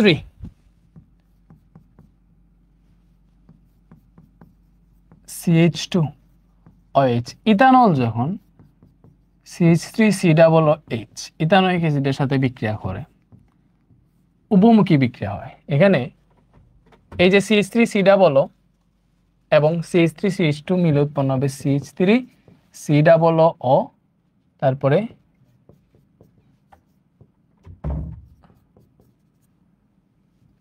এটা উৎপন্ন হয় এবং এখানের OH এবং এই H মূল উৎপন্ন হয় পানি। এই বিক্রিয়াটা তোমরা দেখছো উভমুখী বিক্রিয়ার উদাহরণ হিসেবে তোমাদের দেখাইছিলাম যতদূর মনে পড়ে, উভমুখী বিক্রিয়ার উদাহরণ হিসেবে দেখাইছিলাম, তাই না? হ্যাঁ, ইথানল ইথানোয়িক অ্যাসিড বিক্রিয়া করে উৎপন্ন করে ইথাইল ইথানোয়েট এস্টার। কি উৎপন্ন করে? Ethyl ethanoate ester. এটারে মেবি তোমাদের এইভাবে দেখাইছিলাম যে C2H5OH একই জিনিস, ঠিক আছে? তো এখানে এটাই লিখি C2H5OH, CH2CH3 আর C2H5 একই জিনিস, ঠিক আছে? এখন এই যে এই বিক্রিয়াটাতে দেখো যেই মুহূর্তে বিক্রিয়ক থেকে উৎপাদ উৎপন্ন হইতেছে একই সময় উৎপাদ থেকেও বিক্রিয়ক উৎপন্ন হয়। যেহেতু উভমুখী বিক্রিয়া, উৎপাদটা বিক্রিয়ক থেকে উৎপাদ উৎপন্ন হইতে পারবে, উৎপাদটা আবার বিক্রিয়ক হইতে পারবে। তো প্রথম ক্ষেত্রে কি হতে হবে, বিক্রিয়া যখন স্টার্ট হয় তখন এই যে সম্মুখমুখী বিক্রিয়া, এখানে দুইটা জিনিস আছে, সম্মুখমুখী বিক্রিয়া আর একটা হচ্ছে পশ্চাৎমুখী বিক্রিয়া। যখন দেখো যখন আমাদের বিক্রিয়ক থেকে উৎপাদ উৎপন্ন হয় তখন এটাকে বলা হয় সম্মুখমুখী বিক্রিয়া। কি বলছি? যখন বিক্রিয়ক থেকে উৎপাদ উৎপন্ন হয়, কি বলছি? সম্মুখমুখী বিক্রিয়া কোনটা? যেটাতে বিক্রিয়ক থেকে উৎপাদ উৎপন্ন হয়, বিক্রিয়ক থেকে উৎপাদ উৎপন্ন হইতেছে, ওইটা হচ্ছে আমাদের সম্মুখমুখী বিক্রিয়া। আর যদি এরকম হয় যে উৎপাদ থেকে বিক্রিয়ক উৎপন্ন হইতেছে, কি বলছি? যদি এরকম হয় যে উৎপাদ থেকে বিক্রিয়ক উৎপন্ন হইতেছে, এটাকে বলা হয় পশ্চাৎমুখী বিক্রিয়া। মানে বিক্রিয়াটা পেছন দিকে হইতেছে, উৎপাদ থেকে বিক্রিয়ক উৎপন্ন হইতেছে, এটাকে বলা হয় পশ্চাৎমুখী বিক্রিয়া। ব্যাপারটা উচ্চ বলো। যখন আমার এই যে বিক্রিয়ক থেকে উৎপাদ উৎপন্ন হয় তখন এটাকে বলা হয় সম্মুখমুখী বিক্রিয়া। আর যখন উৎপাদ থেকে বিক্রিয়ক উৎপন্ন হয় তখন এটাকে বলা হয় পশ্চাৎমুখী বিক্রিয়া। তো যখন ফার্স্ট অফ অল বিক্রিয়া যখন আমরা স্টার্ট করি, দুইটা বিক্রিয়ক এক করছে উৎপাদ উৎপন্ন হইতেছে, অবভিয়াসলি প্রথমে আমার এই বিক্রিয়ক থেকে উৎপাদ উৎপন্ন হবে। দ্যাট মিনস প্রথমে আমার সম্মুখমুখী বিক্রিয়ার হার বেশি থাকবে। আস্তে আস্তে যখন উৎপাদ উৎপন্ন হয়ে যাবে তখন উৎপাদ থেকে আবার বিক্রিয়ক হওয়া স্টার্ট করবে। তখন আস্তে আস্তে মনে করো এই যে পশ্চাৎমুখী বিক্রিয়া, এটার হার আস্তে আস্তে বাড়বে। ফার্স্টে এটার বেশি থাকবে, বাট বিক্রিয়ক থেকে উৎপাদ উৎপন্ন হওয়ার হারটা আস্তে আস্তে কমবে। মানে সম্মুখমুখী বিক্রিয়ার হার আস্তে আস্তে কমবে। যত বেশি বিক্রিয়ক ইউজ হবে, বিক্রিয়ক থেকে যত বেশি উৎপাদ উৎপন্ন হবে, আস্তে আস্তে এটার হার কমবে। যখন বেশি পরিমাণে উৎপাদ উৎপন্ন হয়ে যাবে, ওই উৎপাদ আবার বিক্রিয়ক হওয়া স্টার্ট করবে। বিক্রিয়ক হইতেছে, তখন কি করবে? এটা প্রথমে একটু একটু উৎপাদ থেকে একটু একটু বিক্রিয়ক হবে। যখন উৎপাদের পরিমাণ আরো বাড়বে তখন আরো বেশি এটা বিক্রিয়কে পরিণত হবে, আরো বাড়বে যখন, তখন আরো বেশি হারে এটা উৎপাদ থেকে বিক্রিয়ক হবে। সো ফার্স্টের দিকে এই সম্মুখমুখী বিক্রিয়ার হার বেশি থাকবে এবং আস্তে আস্তে এই পশ্চাৎমুখী বিক্রিয়ার হারও আস্তে আস্তে বাড়বে। মানে প্রথমে এইটার হার বেশি থাকবে, এটার হার কম থাকবে, বাট আস্তে আস্তে এই সম্মুখমুখী বিক্রিয়ার হার কমবে। কেন? বিকজ বিক্রিয়ক থেকে উৎপাদ হইতেছে, বিক্রিয়ক শেষ হইতেছে। তো বিক্রিয়ক যত কমবে সম্মুখমুখী বিক্রিয়ার হার তত কমবে এবং উৎপাদ যত বাড়বে পশ্চাৎমুখী বিক্রিয়ার হার তত বাড়বে। তো ফার্স্টের দিকে কি থাকবে বলো? ফার্স্টে হচ্ছে তোমার সম্মুখমুখী বিক্রিয়ার হার বেশি থাকবে, বিকজ বিক্রিয়ক থেকে উৎপাদ উৎপন্ন হইতেছে এবং আস্তে আস্তে এই হারটা কমবে। আর ফার্স্টের দিকে পশ্চাৎমুখী বিক্রিয়ার হার কম থাকবে, বিক্রিয়ক থেকে উৎপাদ উৎপন্ন হইতেছে, উৎপাদ কম। আর যত সময় যাবে বিক্রিয়ক থেকে উৎপাদ উৎপন্ন হইতে থাকবে, উৎপাদ যখন বেড়ে যাবে তখন আস্তে আস্তে উৎপাদ থেকে বিক্রিয়ক হওয়ার পরিমাণটাও বাড়বে, তখন পশ্চাৎমুখী বিক্রিয়ার হার বাড়বে। এখন যখনই দেখো এরকম যখন হবে, ব্যাপারটা বুঝো, বিক্রিয়ার হার মনে করো এই যে, ঠিক আছে, এইদিকে মনে করো সময়, এটা মনে করো সময়, এটা হইতেছে সময় এবং এইদিকে দিছে আমি বিক্রিয়ার হার। তো ফার্স্টের দিকে সম্মুখমুখী বিক্রিয়া যেটা, এটার হার সর্বোচ্চ থাকবে। বিক্রিয়ক যা স্টার্ট করছে, বিক্রিয়ক জাস্ট দিছি, তাড়াতাড়ি উৎপাদ উৎপন্ন হইতেছে। মানে বিক্রিয়ক যখন ফার্স্টেই দিব আর কি, আমরা দুইটা বিক্রিয়ককে একসাথে আনবো, তখনই সম্মুখমুখী বিক্রিয়ার হার বেশি থাকবে। মানে বিক্রিয়ক থেকে উৎপাদ উৎপন্ন হইতে থাকবে, তো সম্মুখমুখী বিক্রিয়ার হার বেশি থাকবে। আস্তে আস্তে যখন বিক্রিয়ক ইউজ হইতে থাকবে তখন এই বিক্রিয়ার হারটা কমবে, সম্মুখমুখী বিক্রিয়ার হার কমবে। দ্যাট মিনস এইভাবে দেখো, সম্মুখমুখী বিক্রিয়ার হারটা এইভাবে থাকবে, ফার্স্টে বেশি থাকবে, আস্তে আস্তে কমবে। এরপরে এখানে দেখো পশ্চাৎমুখী বিক্রিয়ার হার প্রথমে একদম 0 থাকবে, কজ বিক্রিয়ক দেওয়ার মুহূর্তে এর আগে তো উৎপাদ উৎপন্ন থাকবে না, উৎপাদ একদম 0 থাকবে। উৎপাদ 0 থাকলে তো তোমার উৎপাদ থেকে বিক্রিয়ক হইতেছে না। সো ফার্স্টে দিকে পশ্চাৎমুখী বিক্রিয়ার হার একদম 0 থাকবে, এবং যত সময় যাবে যত উৎপাদ বাড়বে, বিক্রিয়ক থেকে যত উৎপাদে পরিণত হবে, আস্তে আস্তে উৎপাদ বাড়লে তখন উৎপাদ থেকে আবার বিক্রিয়কে পরিণত হওয়া শুরু করবে। সো আস্তে আস্তে পশ্চাৎমুখী বিক্রিয়ার হার বাড়বে, যত বেশি উৎপাদ বাড়বে তত বেশি এটা বিক্রিয়কে কনভার্ট হইতে পারবে। সো এটা হার বাড়বে, বেড়ে বেড়ে একসময় কি হবে, একসময় এটা হচ্ছে ওই যে একসময় এই যে সম্মুখমুখী বিক্রিয়ার হার তো কমতেছে আর পশ্চাৎমুখী বিক্রিয়ার হার বাড়তেছে। সো একসময় এই দুইটা বিক্রিয়ার হার সমান হয়ে যাবে এবং এরা সমান তালে সামনের দিকে আগাইতে থাকবে। তখন এই যে পজিশনটা, এই পজিশনটাকে বলা হয় সাম্যাবস্থা। যখন যখন যখন দুইটারই, এটা হচ্ছে সম্মুখমুখী বিক্রিয়া, এটা হচ্ছে সম্মুখমুখী বিক্রিয়া, যখন সম্মুখমুখী বিক্রিয়ার হার এবং পশ্চাৎমুখী বিক্রিয়ার হার সমান হয়ে যাবে, ব্যাপারটা বুঝো, যখন সম্মুখমুখী বিক্রিয়ার হার এবং পশ্চাৎমুখী বিক্রিয়ার হার সমান হয়ে যাবে তখন যে অবস্থাটা সৃষ্টি হবে এটাকে বলা হবে সাম্য অবস্থা। সাম্য অবস্থারে দেখলে তোমার মনে হবে একদম স্থির, কোনো কাজ হইতেছে না, বাট এক্স্যাক্টলি এই জায়গাটাতে প্রতিনিয়ত বিক্রিয়ক থেকে উৎপাদ উৎপন্ন হইতেছে, আবার উৎপাদ থেকে বিক্রিয়ক কনভার্ট হইতেছে। মানে তুমি যে বিক্রিয়াটারে দেখে দেখো, রাসায়নিক সাম্য অবস্থা এমন একটা অবস্থা যেখানে আপাত দৃষ্টিতে মনে হবে বিক্রিয়া বন্ধ হয়ে গেছে, বাট এক্স্যাক্টলি বিক্রিয়া বন্ধ হয় নাই। এখানে প্রতি মুহূর্ত তোমার হচ্ছে বিক্রিয়ক থেকে উৎপাদ উৎপন্ন হইতেছে এবং উৎপাদ থেকে বিক্রিয়ক উৎপন্ন হইতেছে। প্রতি মুহূর্তে বিক্রিয়ক থেকে উৎপাদ উৎপন্ন হইতেছে, উৎপাদ থেকে বিক্রিয়ক উৎপন্ন হইতেছে। ব্যাপারটা বুঝছো?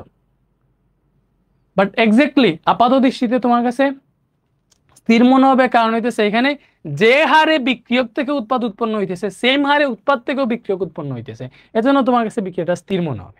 ব্যাপারটা বুঝছো? তো এই যে মুহূর্তটা, যেই মুহূর্তে সম্মুখমুখী বিক্রিয়ার হার এবং পশ্চাৎমুখী বিক্রিয়ার হার সমান হয়ে যায়, ওই অবস্থাটাকে বলা হয় সাম্য অবস্থা। ব্যাপারটা বুঝছো? ওই অবস্থাকে বলা হয় সাম্য অবস্থা। তো এখানে এটাই বোঝানো হয়েছে। তো এরপরে আমরা পর্ব হচ্ছে লাসা তেলের নীতি। আশা করি সাম্য অবস্থা বুঝতে পারছো। দেখো, সম্মুখমুখী বিক্রিয়ার হার আস্তে আস্তে কমবে, পশ্চাৎমুখী বিক্রিয়ার হার আস্তে আস্তে বাড়বে। ফার্স্টের দিকে পশ্চাৎমুখী বিক্রিয়ার একদম 0 থাকবে। সো যখন দুইটার বিক্রিয়ার হার সমান হবে ওই পজিশনটাকে বলা হবে সাম্যাবস্থা।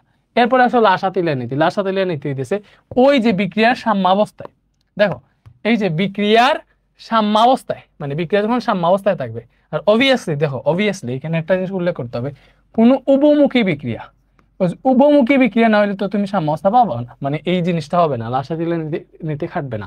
উভমুখী বিক্রিয়া মানে কি, যে বিক্রিয়ায় বিক্রিয়ক থেকে উৎপাদ উৎপন্ন হইতে পারে, আবার উৎপাদ থেকে বিক্রিয়ক উৎপন্ন হইতে পারে, ওই বিক্রিয়াটা হচ্ছে উভমুখী বিক্রিয়া। ঠিক আছে?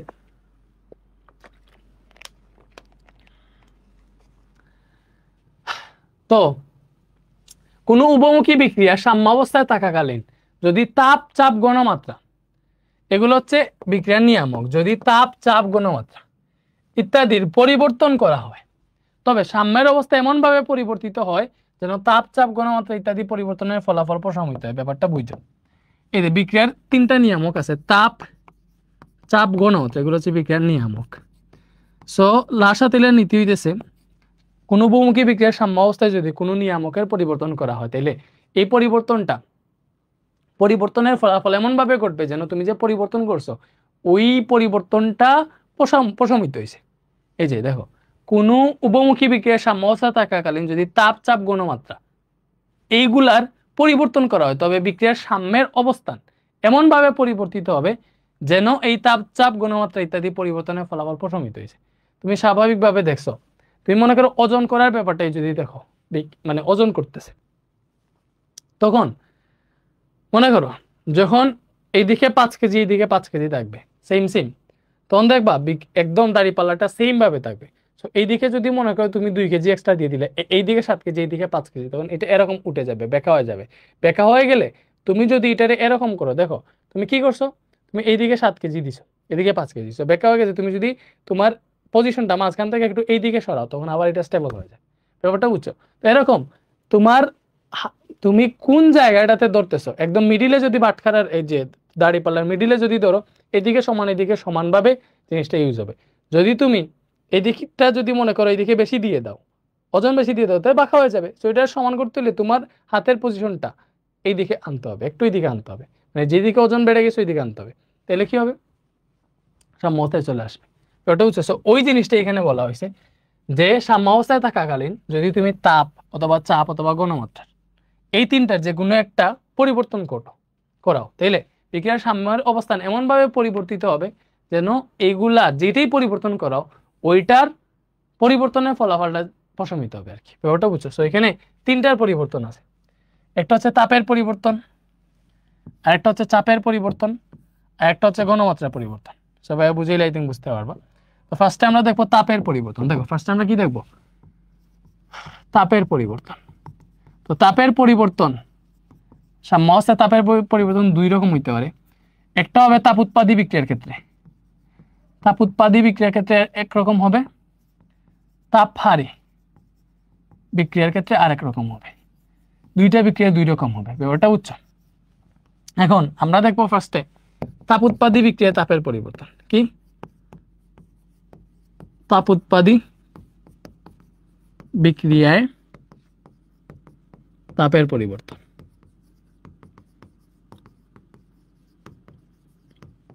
তাপের পরিবর্তন, ঠিক আছে?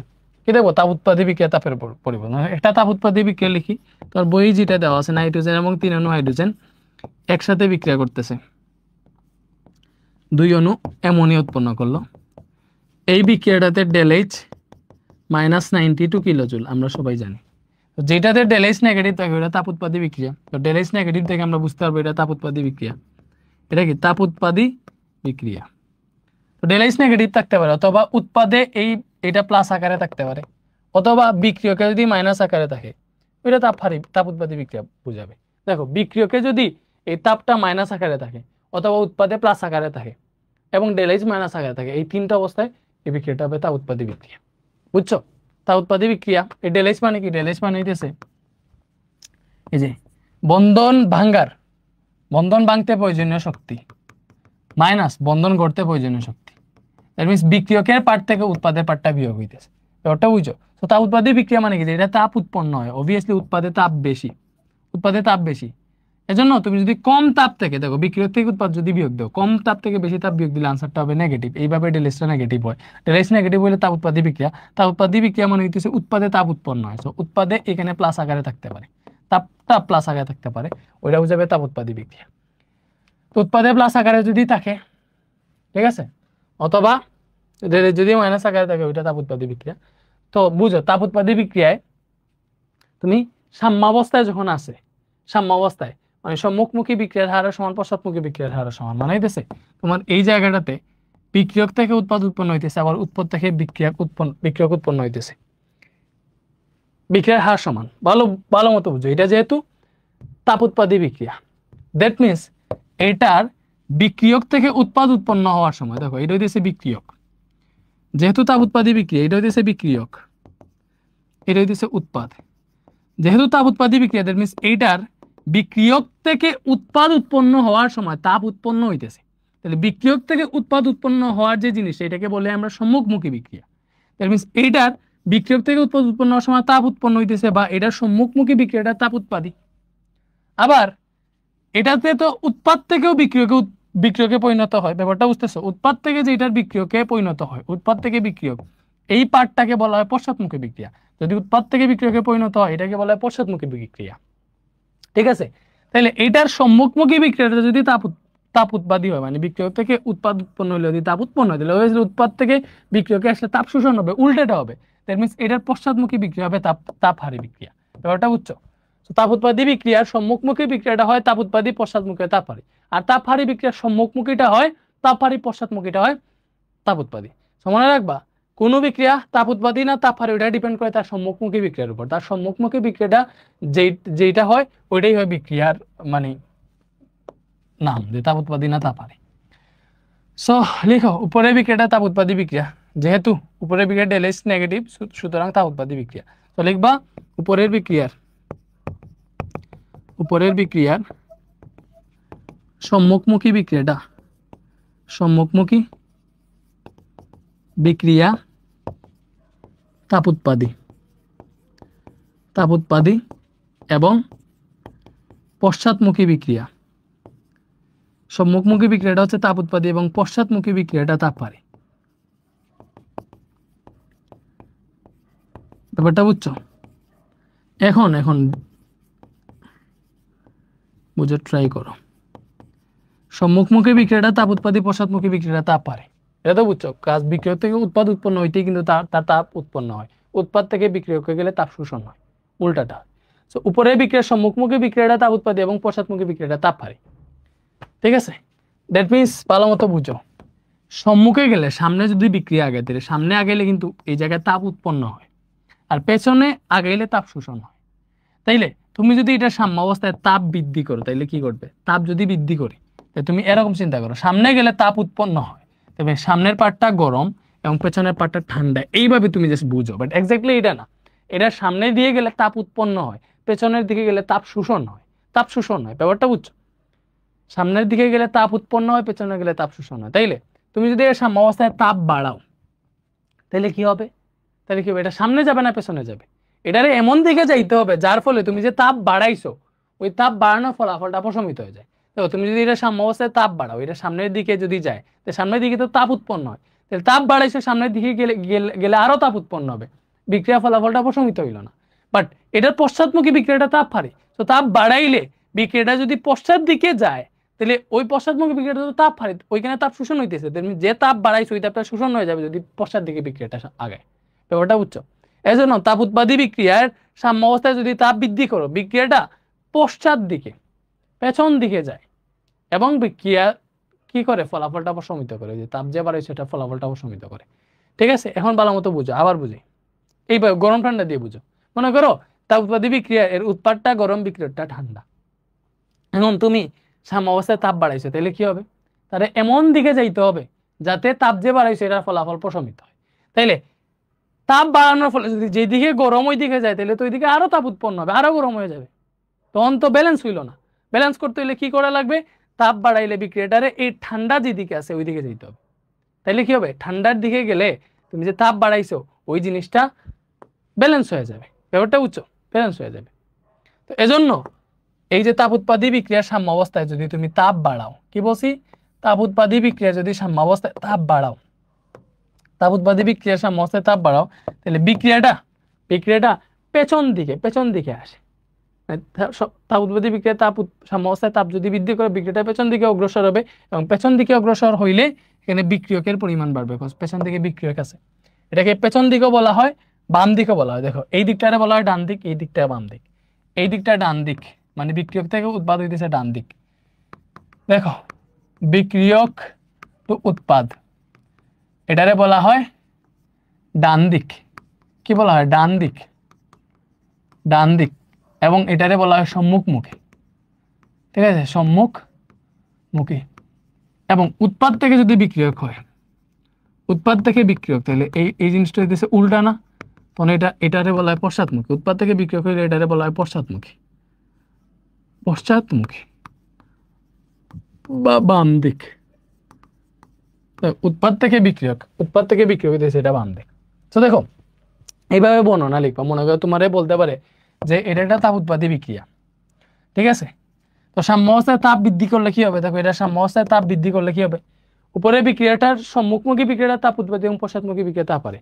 সুতরাং এর সাম্য অবস্থায়, সুতরাং যেভাবে বর্ণনা লিখতেছে এইভাবে লিখবা, এর সাম্য অবস্থায় তাপ বৃদ্ধি করলে, এর সাম্য অবস্থায় তাপ বৃদ্ধি করলে বিক্রিয়াটি কোন দিকে যাবে বলো, এর সাম্য অবস্থায় তাপ বৃদ্ধি করলে বিক্রিয়াটি কোন দিকে যাবে, এই যে পেছন দিকে আসবে। যেই দিকে তাপ কম, তাপ শোষিত হবে, তাপ বাড়াইতেছো, তো ওইটা এমন দিকে যেতে হবে যে তাপটা বাড়াইছো ওইটা শোষণ হয়ে যায়, শোষণ হবে পেছন দিকে গেলে, ওটা উচ্চ পেছনের দিকটা পশ্চাৎমুখী বিক্রিয়াটা হচ্ছে তাপ হারে। ঠিক আছে, এই জায়গায় বিক্রিয়কে তোমার তাপটা শোষণ হবে। ঠিক আছে, তো এর সাম্য অবস্থায় তাপ বৃদ্ধি করলে বিক্রিয়াটি পেছন দিকে বা বাম দিকে, এটা বলতে পারো বাম দিকে, বিক্রিয়াটি বাম দিকে অগ্রসর হবে, বাম দিকে অগ্রসর হবে এবং আচ্ছা বাম দিকে অগ্রসর হয়ে বিক্রিয়কের পরিমাণ বৃদ্ধি করবে, এটা ডিরেক্ট লিখে দাও, বিক্রিয়কের পরিমাণ বৃদ্ধি করবে, বিক্রিয়কের পরিমাণ বৃদ্ধি করবে।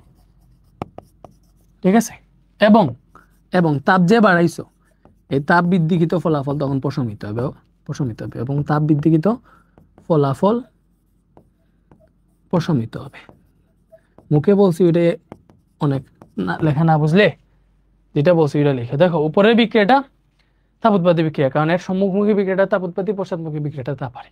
তো এর সাম্যাবস্থায় যদি তাপ বৃদ্ধি করো তাহলে বিক্রিয়াটা পেছনের দিকে অগ্রসর হবে এবং বিক্রিয়কের পরিমাণ বৃদ্ধি করবে এবং তাপ বৃদ্ধিকৃত ফলাফল প্রশমিত করবে।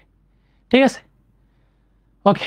তাইলে এর যদি সাম্যাবস্থায় তাপ হ্রাস করো কি হবে, এবং সাম্যাবস্থায় তাপ হ্রাস করলে, সাম্যাবস্থায় তাপ হ্রাস করলে দেখো, তাপ হ্রাস করলে এটা এমন এক দিকে যাইতে হবে। দেখো, তাপ যদি হ্রাস করো, তাপ যদি কমাও, তাহলে সাম্যের অবস্থান ঠিক করতে হলে যদি পেছনের দিকে যায় তাহলে পেছনের দিক তো এমনিতেই ঠান্ডা, আরো ঠান্ডা হয়ে যাবে। তাপ কমাইতেছো, তখন ব্যালেন্স করার জন্য কোন দিকে যাবে? এই যে সামনের দিকে যাবে, সামনের দিকে এমনি গরম আছে, সামনের দিকে যাবে, তখন হচ্ছে এই দুইটা পার্ট ব্যালেন্স হয়ে যাবে। ব্যাপারটা বুঝছো? তো তাপ উৎপাদী বিক্রিয়ার সম্মুখ দিকে গেলে তাপ উৎপন্ন হয়, পেছনের দিকে গেলে তাপ শোষণ হয়। এটাতে যদি তাপ কমাও তাহলে এটা সামনের দিকে যাবে, সামনের দিকে তাপ উৎপন্ন হয় এমনিতে, তখন যে তাপ যে কমাইছো ওইটার ফলাফলটা প্রশমিত হয়ে যাবে। ব্যাপারটা বুঝছো? এই জন্য তাপ উৎপাদী বিক্রিয়া সাম্য অবস্থায় তাপ কমাইলে, ঠিক আছে, তাপ কমাইলে বিক্রিয়াটা সামনের দিকে অগ্রসর হবে বা ডান দিকে অগ্রসর হবে। ঠিক আছে, তাপ উৎপাদী বিক্রিয়ায় সাম্য অবস্থায় তাপ হ্রাস করলে বিক্রিয়াটি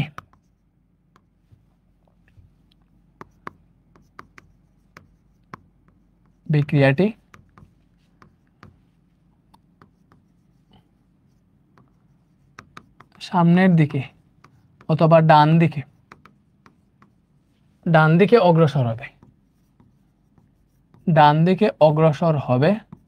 এবং ডান দিকে যদি অগ্রসর হয় তাহলে কি হবে বলো? ডান দিকে অগ্রসর হবে এবং সাম্য অবস্থায় তাপ হ্রাস করলে বিক্রিয়াটি সামনের দিকে বা ডান দিকে অগ্রসর হবে এবং ভালো মতো বুঝো, তাপ হ্রাস করলে বিক্রিয়াটি সামনের দিকে বা ডান দিকে অগ্রসর হবে এবং ডান দিকে কি আছে? উৎপাদ, এবং উৎপাদের পরিমাণ বৃদ্ধি করবে।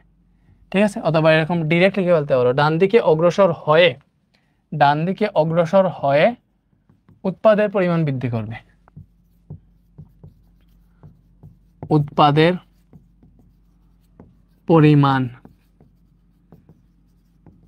বৃদ্ধি করবে, ডান দিকে অগ্রসর হয়ে উৎপাদের পরিমাণ বৃদ্ধি করবে এবং তাপ যে হ্রাস করছো এবং তাপ হ্রাসকৃত ফলাফল প্রশমিত করবে। আশা করি বুঝতে পারছো। এটাই হইতেছে তাপ উৎপাদী বিক্রিয়ায় তাপ বৃদ্ধি বা হ্রাসের তাপের পরিবর্তনের ফলাফল। ব্যাপারটা বুঝছো? কারণ তাপ হারি বিক্রিয়া এর উল্টো হবে। দেখো, তাপ হারি বিক্রিয়া তাপের পরিবর্তন, এটা বুঝছি।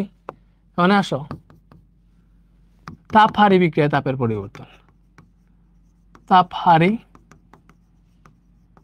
বিক্রিয়ায়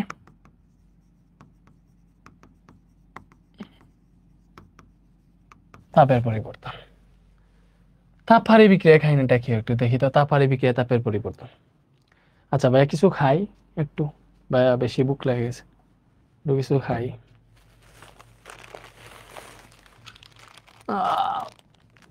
ওকে ওকে ওকে। সো দেখো, এবার আমরা পড়বো তাপ হারি বিক্রিয়া তাপের পরিবর্তন। এটা তাপ হারি বিক্রিয়া ফার্স্টে লিখি। এটা আমরা ডিফারেন্ট ওয়েতে শিখবো যে তুমি এসে বিক্রিয়া কোন দিকে যাবে, ডান দিকে না বাম দিকে, ওইটা এমনি বুঝতে পারবে। আর এটা শর্টকাট দেখাই দিব, আগে এটা আমরা ডিটেলসে পড়ে ফেলি। তো এটা তাপ হারি বিক্রিয়া লিখতেছি। দেখো, নাইট্রোজেন এবং অক্সিজেনের বিক্রিয়ায় নাইট্রোজেন মনোক্সাইড উৎপন্ন হয়। তো এই বিক্রিয়াটা হচ্ছে তাপ হারি। কেন? বিকজ এর বিক্রিয়কে 180 কিলোজুল তাপ উৎপন্ন হয়। এইভাবে লিখে এটারে, অথবা এটারে এইভাবে লিখে, দেখো এটারে এইভাবে লিখে ভাই দেখাইতেছি, এই যে এইভাবে লিখে, ঠিক আছে, এইভাবে লিখে ডেল এইচ পজিটিভ লিখে 180 কিলোজুল। এইভাবে যদি থাকে, ডেল এইচ যদি পজিটিভ থাকে অথবা বিক্রিয়ক যদি প্লাস আকারে থাকে তাপটা, তাইলে এটা তাপ হারি বিক্রিয়া। যেহেতু তাপ হারি বিক্রিয়া, দ্যাট মিন্স এটা হচ্ছে বিক্রিয়ক, এটা হচ্ছে উৎপাদ। যেহেতু তাপ হারি বিক্রিয়া, দ্যাট মিন্স এটা বিক্রিয়ক থেকে উৎপাদ উৎপন্ন হওয়ার সময় তাপ কি হয় বলো? তাপ কি হয়? শোষণ হয়। যেহেতু তাপ হারি, দ্যাট মিন্স বিক্রিয়ক থেকে উৎপাদ উৎপন্ন হওয়ার সময় তাপ শোষণ হয়। সো উপরের বিক্রিয়াটা তাপ হারি বিক্রিয়া। সো উপরের বিক্রিয়াটি কি বলো? উপরের বিক্রিয়াটি তাপ হারি বিক্রিয়া। বিক্রিয়াটি তাপ হারি বিক্রিয়া। তাপহারী বিক্রিয়া। ঠিক আছে, সুতরাং এর সম্মুখবর্তী বিক্রিয়া যেটা আছে, সম্মুখবর্তী বলে, সম্মুখবর্তী বিক্রিয়া তাপহারী। যে বিক্রিয়া তাপহারী এটা সম্মুখবর্তী বিক্রিয়া হয় তাপহারী। এবং উল্টা যে বিক্রিয়া পশ্চাৎমুখী বিক্রিয়াটা অবভিয়াসলি তাপ উৎপাদী। বিক্রিয়ক থেকে উৎপাদ উৎপন্ন হলে যদি তাপ শোষণ হয়, অবভিয়াসলি উৎপাদ থেকে বিক্রিয়কে গেলে তাপ উৎপন্ন হবে। সুতরাং সম্মুখবর্তী বিক্রিয়াটা তাপহারী। এবং পশ্চাৎমুখী বিক্রিয়া, পশ্চাৎমুখী বিক্রিয়াটি তাপ উৎপাদী। সো এর সাম্যাবস্থায়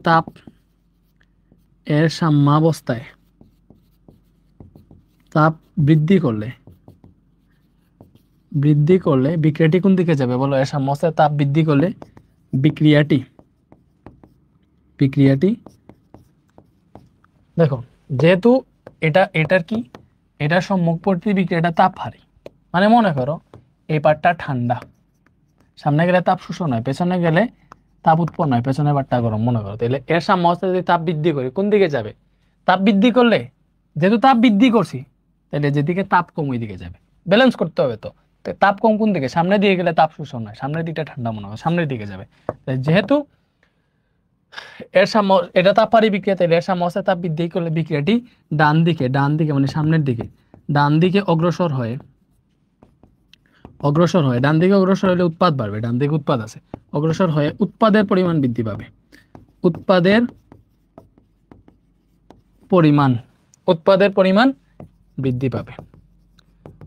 পরিমাণ বৃদ্ধি পাবে এবং তাপ যে বৃদ্ধি করছে, তাপ বৃদ্ধিকৃত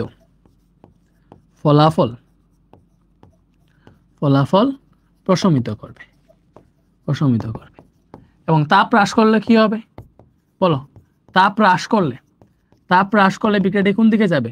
অবভিয়াসলি যেই দিকে তাপ হ্রাস করতেছি তাহলে তাপ কমাই দিতেছি, তাহলে যেদিকে তাপ বেশি আছে ওই দিকে যাবে। ব্যালেন্স করতে হবে তো। তাপ হ্রাস করলে এটা পেছনের দিকে যাবে, যেদিকে গরম ওই দিকে যাবে। তাপ হ্রাস করলে বিক্রিয়াটি বাম দিকে পেছনের দিকে অগ্রসর হবে। এবং কি করবে বলো? পেছনের দিকে অগ্রসর হইলে বিক্রিয়কের পরিমাণ বাড়বে এবং তাপ হ্রাসকৃত ফলাফল প্রশমিত হবে। এটাই শেষ। বুঝা গেছে? ওকে, এখন এটা শর্টকাটে বুঝতে পারো। দেখো, বিক্রিয়ার দিক কোন দিকে হবে ওইটা এরকম ভাবে নির্ণয় করতে পারো। মনে রাখো, ডেল এইচ ইন্টু তাপ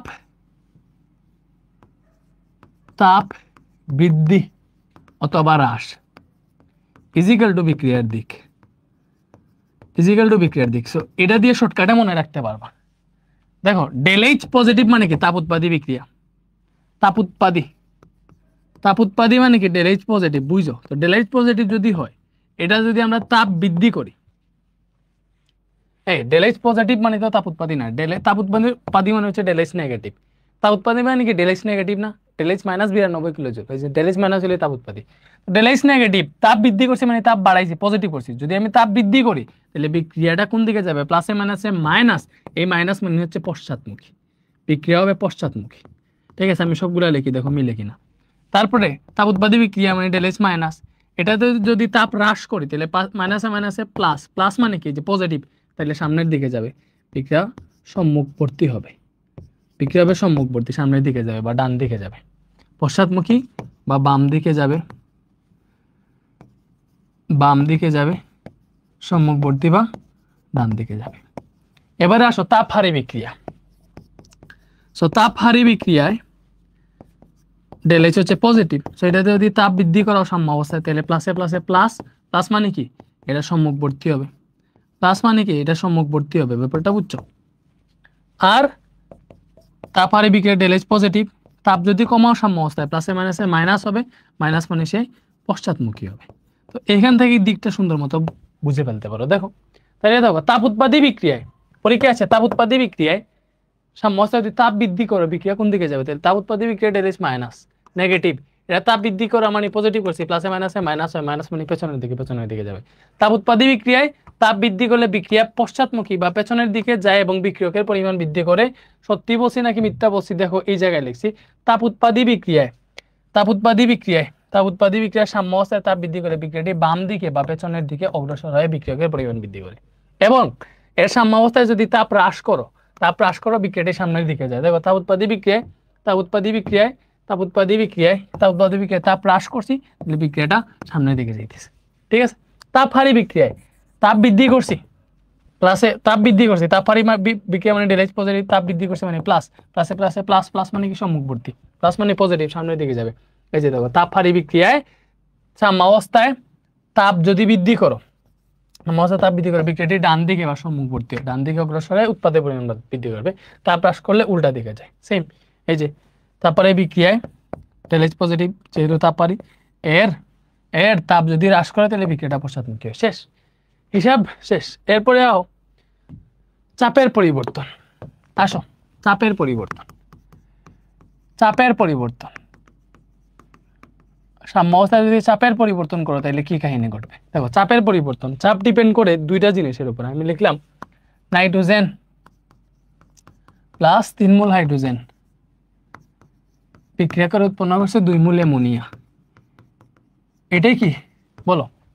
এটাই তো হচ্ছে আমার একটা বিক্রিয়া, উপমুখী বিক্রিয়া। যে উপমুখী বিক্রিয়ায় দেখো এটা ডিপেন্ড করে এর উপর, মূল সংখ্যার উপর। এই যে এইটার সামনে মনে 1 আছে, এটার মূল 1, এটার সামনে 3 আছে, এটার মূল 3, তাহলে টোটাল যোগ করলে যে বিক্রিয়কে, এই বিক্রিয়কের টোটাল মূল কত? 4। এই যে এটা হচ্ছে বিক্রিয়কের টোটাল মূল সংখ্যা। এটা কি বের হইছে? বিক্রিয়কে মোট মূল সংখ্যা। এটাতে দেখো উৎপাদে মোট মূল সংখ্যা 2 আছে, আর কিছু নেই। এটা হচ্ছে উৎপাদে মোট মূল সংখ্যা, সো একক আয়তনে যেখানে মূল বেশি এখানে ঘনমাত্রা বেশি, ঘনত্ব বেশি, চাপ বেশি। কি বলছি? একক আয়তনে যে জায়গায় মূল বেশি থাকবে ওই জায়গায় চাপ বেশি থাকবে। তাই দেখো এই জায়গায় বিক্রিয়কে মূল সংখ্যা 4টা, উৎপাদে মূল সংখ্যা 2টা। বিক্রিয়কে যেহেতু 4টা মূল, তাহলে বিক্রিয়কে চাপ বেশি। দেখো একক ঘনমাত্রায় যেখানে মূল বেশি ওইখানে চাপ বেশি, যেখানে বিক্রিয়ক অথবা উৎপাদের মধ্যে যেখানে মূল বেশি ওইখানে চাপ বেশি, ব্যাপারটা বুঝো। যেখানে মূল বেশি ওইখানে চাপ বেশি। তাইলে বুঝো এই যে বিক্রিয়াটা, এই বিক্রিয়ার বিক্রিয়কে চাপ বেশি। এই যে এই বিক্রিয়াটাতে বিক্রিয়কে মূল সংখ্যা বেশি, দ্যাট মিন্স বিক্রিয়কে চাপ বেশি, উৎপাদে মূল সংখ্যা কম, দ্যাট মিন্স উৎপাদে চাপ কম। তাহলে উপরিক্ত বিক্রিয়ায় ভালো মতো বুঝো, এটা ছোট করে ফেলে।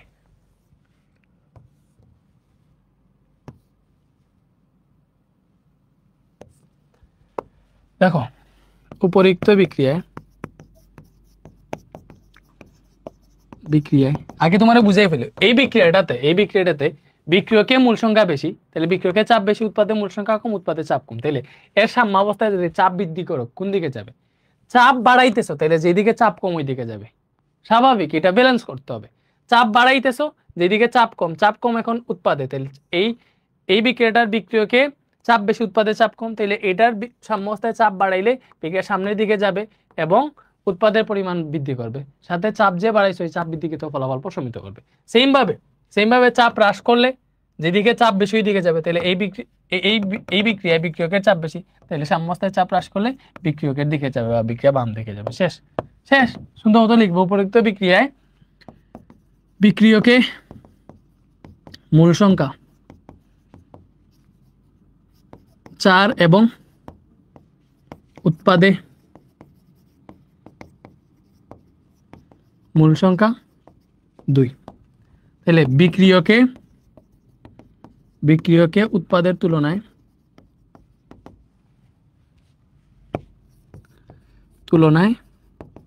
চাপ বেশি। ব্যাপারটা বুঝো, বিক্রিয়কে হচ্ছে উৎপাদের তুলনায় চাপ বেশি।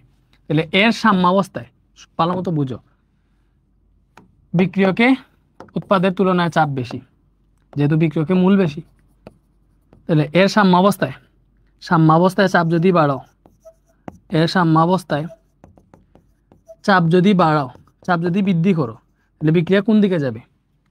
দেখো যেদিকে চাপ কম ওই দিকে যাবে। চাপ বাড়াইছি, চাপ কম যেদিকে ওই দিকে যাবে। চাপ কম এখন আছে উৎপাদে, তাহলে বিক্রিয়াটা ডান দিকে যাবে। বিক্রিয়া যাবে ডান দিকে যাবে, উৎপাদের পরিমাণ বাড়াবে। তোমরা সাজাইয়া লিখো, উৎপাদের পরিমাণ বাড়বে, কজ ডান দিকে উৎপাদ আছে। এবং এটা সাম্যাবস্থায় যদি চাপ হ্রাস করো তাহলে কি হবে বলো? সাম্যাবস্থায় চাপ হ্রাস করতেছো, তাহলে সাম্যাবস্থায় যদি চাপ হ্রাস করো তাহলে যেই দিকে চাপ বেশি আছে ওই দিকে যাবে। চাপ বেশি কোন দিকে? বিক্রিয়ার পেছন দিকে, বা বিক্রিয়কের চাপ বেশি পেছন দিকে মানে বাম দিকে যাবে। বিক্রিয়াটা চাপ হ্রাস করলে বিক্রিয়াটা বাম দিকে অগ্রসর হবে এবং বিক্রিয়ক বাড়বে, বিক্রিয়কের পরিমাণ বাড়বে। ঠিক আছে, এইভাবে। তো এমন কোনো বিক্রিয়া যদি থাকতো যেটার বিক্রিয়কে চাপ কম উৎপাদে চাপ বেশি, তাহলে অবভিয়াসলি এটাতে চাপ বাড়াইলে যেই দিকে চাপ কম ওই দিকে যেত। যদি বিক্রিয়কে চাপ কম থাকতো তাহলে বিক্রিয়াটা বাম দিকে যেত। সো এটা ডিপেন্ড করবে, সবসময় যে চাপ বৃদ্ধি করলে ডান দিকে যাবে এরকম না, এটা ডিপেন্ড করবে যেই দিকে চাপ কম ওই দিকে যাবে। ঠিক আছে, আর এরকম যদি থাকে দুই দিকেই চাপ সমান, দুই দিকে যদি চাপ সমান থাকে, লাইক মনে করো এখানে একটা বিক্রিয়া আছে নাইট্রোজেন অক্সিজেন, দেখো নাইট্রোজেন অক্সিজেন বিক্রিয়া করে নাইট্রোজেন মনোক্সাইড উৎপন্ন করছে। এটা দেখো বিক্রিয়কে এক মোল কত, টোটাল কয় মোল? 2 মোল। উৎপাদও দেখো 2 মোল। তাহলে বিক্রিয়ক এবং উৎপাদের মূল সংখ্যা সমান। মূল সংখ্যা সমান হইলে কি? চাপ সমান। মূল সংখ্যা সমান হইলে দেখো চাপ সমান, বিক্রিয়ক এবং উৎপাদের চাপ সমান, যেহেতু মূল সংখ্যা সমান। আর চাপ সমান হইলে চাপের কোনো পরিবর্তন নেই। দেখো চাপের কোনো প্রভাব নেই, চাপের পরিবর্তন করলে কোনো কিছুই হবে না, চাপের কোনো প্রভাব নেই। মূল সংখ্যা সমান হইলে চাপের কোনো প্রভাব থাকবে না। ঠিক আছে, মূল সংখ্যা সমান হইলে চাপের কোনো প্রভাব থাকবে না, আশা করি বুঝতে পারছো। দুই দিকেই মূল সংখ্যা সমান হয়ে গেলে চাপের কোনো প্রভাব থাকবে না। আরেকটা ব্যাপার দেখো, অবভিয়াসলি যাদের মূল সংখ্যা কাউন্ট করবা, চাপের পরিবর্তন শুধুমাত্র গ্যাসীয় যেগুলো আছে, গ্যাসীয় যৌগ যেগুলো আছে গ্যাসীয়, ওইগুলোর উপর ডিপেন্ড করে। এখানে সবগুলা গ্যাসীয়, এজন্য পুরোটার মূল সংখ্যা নিচ্ছে। এমন কোনটা যদি থাকতো, মনে করো এখানে আরেকটা আছে, মনে করো পানি যদি থাকতো, পানিটা যদি লিকুইড থাকতো বা সলিড থাকতো, তাহলে ওই পানির মূল সংখ্যা কাউন্ট করতাম না। এরকম যদি থাকে, দেখো গ্যাসীয় ব্যতীত অন্য কোনোটা যদি বিক্রিয়ক অথবা উৎপাদে থাকতো, তাহলে গ্যাসীয় ব্যতীত যেটা আছে ওটার মূল সংখ্যা তুমি কাউন্ট না করে হিসাব করতে। ঠিক আছে, কজ গ্যাসীয় ব্যতীত অন্য কোনোটার উপর চাপের প্রভাব থাকে না। ঠিক আছে, ঠিক আছে, ওকে ওকে। এখন ওই জিনিসটা আশা করি বুঝতে পারছো। এটা খেয়াল রেখে উভয় দিকে যদি মূল সংখ্যা সমান হয়ে যায় তাইলে তোমার হচ্ছে চাপ সমান হয়ে যাবে উভয় দিকে, আর চাপ সমান হয়ে গেলে চাপের কোনো প্রভাব থাকবে না। ঠিক আছে, এরপরে দেখি আর কোনো বিক্রিয়া আছে নাকি।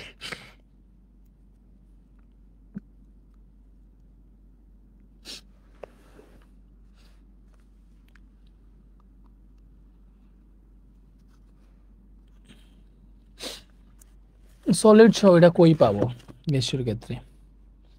যা বলে রাখলাম আর কি, তুমি মূল সংখ্যা হিসাবের ক্ষেত্রে তুমি দেখো এটা সাইডে গ্যাস লেখা আছে কিনা, যেটা সাইডে গ্যাস লেখা থাকবে ওটাই তুমি হিসাব করো। ঠিক আছে, আচ্ছা এখন একটা বিক্রিয়া লিখলাম, আমি তোমারে লিখে দিই। মনে করো এই যে SO2 প্লাস O2, এই দুইটা বিক্রিয়া করে উৎপন্ন করছে মনে করো তোমার এটাও গ্যাস, এটাও গ্যাস, সুন্দর মতো লিখি তাই না?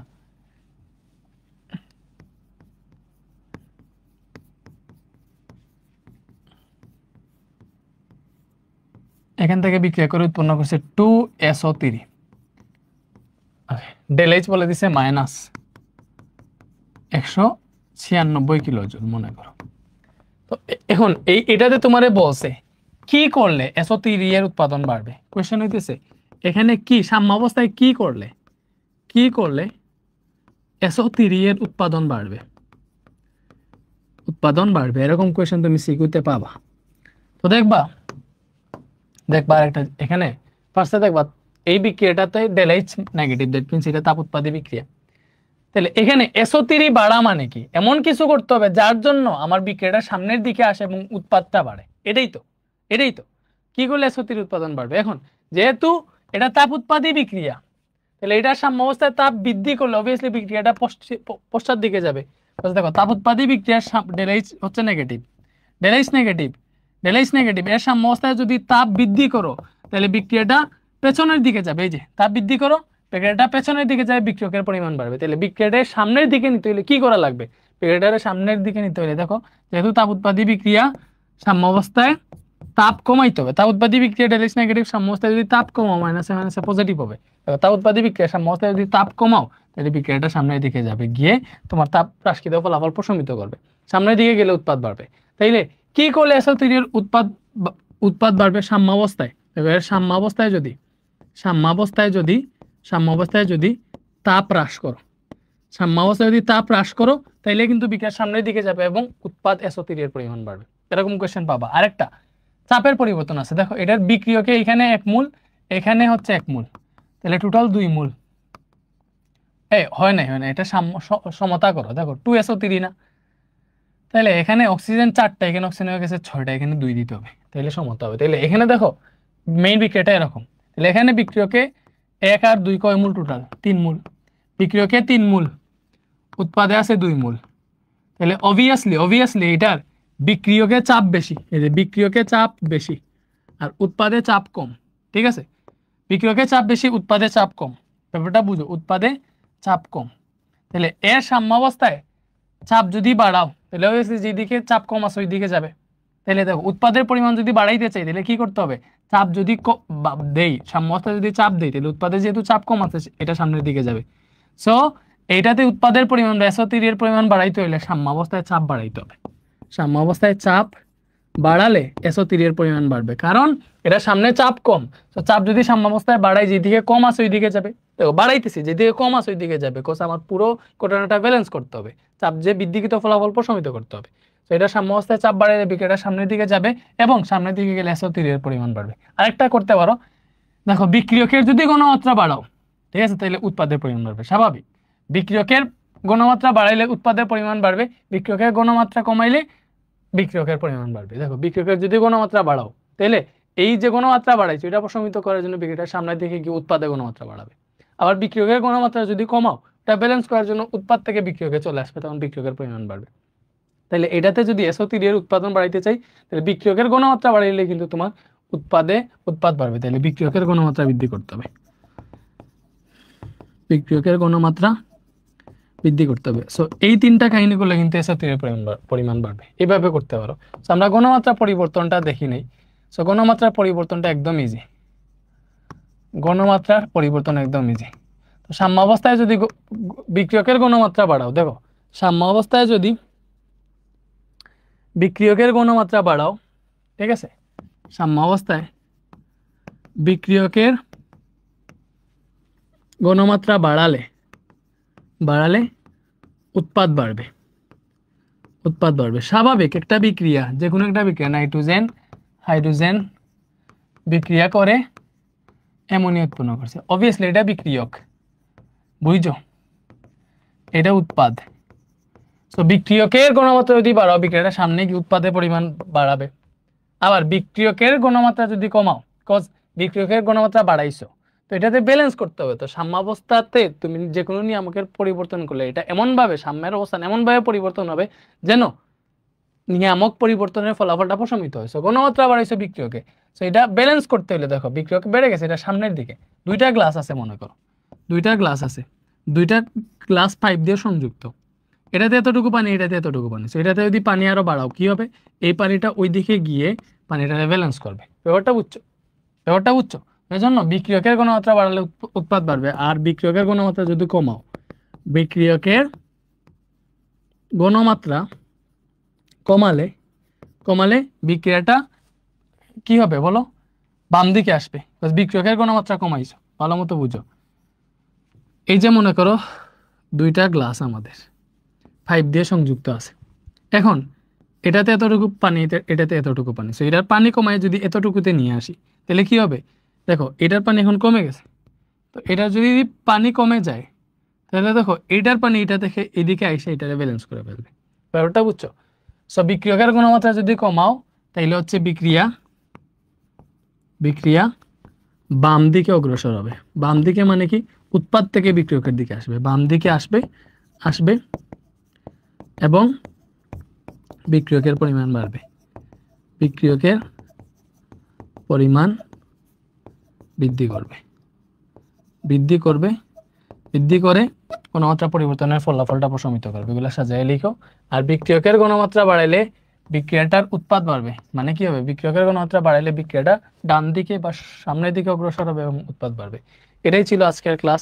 এখন এই পুরো চ্যাপ্টারটা শেষ, মানে ভাই অনেকটা অ্যাড হয়ে গেছি, পুরো চ্যাপ্টারটা শেষ। আমরা পুরো চ্যাপ্টারটা কত সুন্দর মতো পড়ছি, একদম আই থিঙ্ক তোমরা পারবে এখন, রিভিশন দেওয়ার কিছুই নাই। সব বিক্রিয়া যান বিজান থেকে শুরু করে সব আমরা পড়ছি, দহন সংযোজন প্রতিস্থাপনা এমন কিছু বাকি নেই, সব আমরা পড়ছি। তো আশা করি বুঝতে পারছো, অনেক ইজি একটা চ্যাপ্টার। সিকিউ যখন সলভ করবো আরও যা বাকি আছে ক্লিয়ার হও নাই, যদি এমন কিছু থাকে সব ক্লিয়ার হয়ে যাবে। ঠিক আছে, ভালো থাকো, সুস্থ থাকো, আল্লাহ হাফিজ।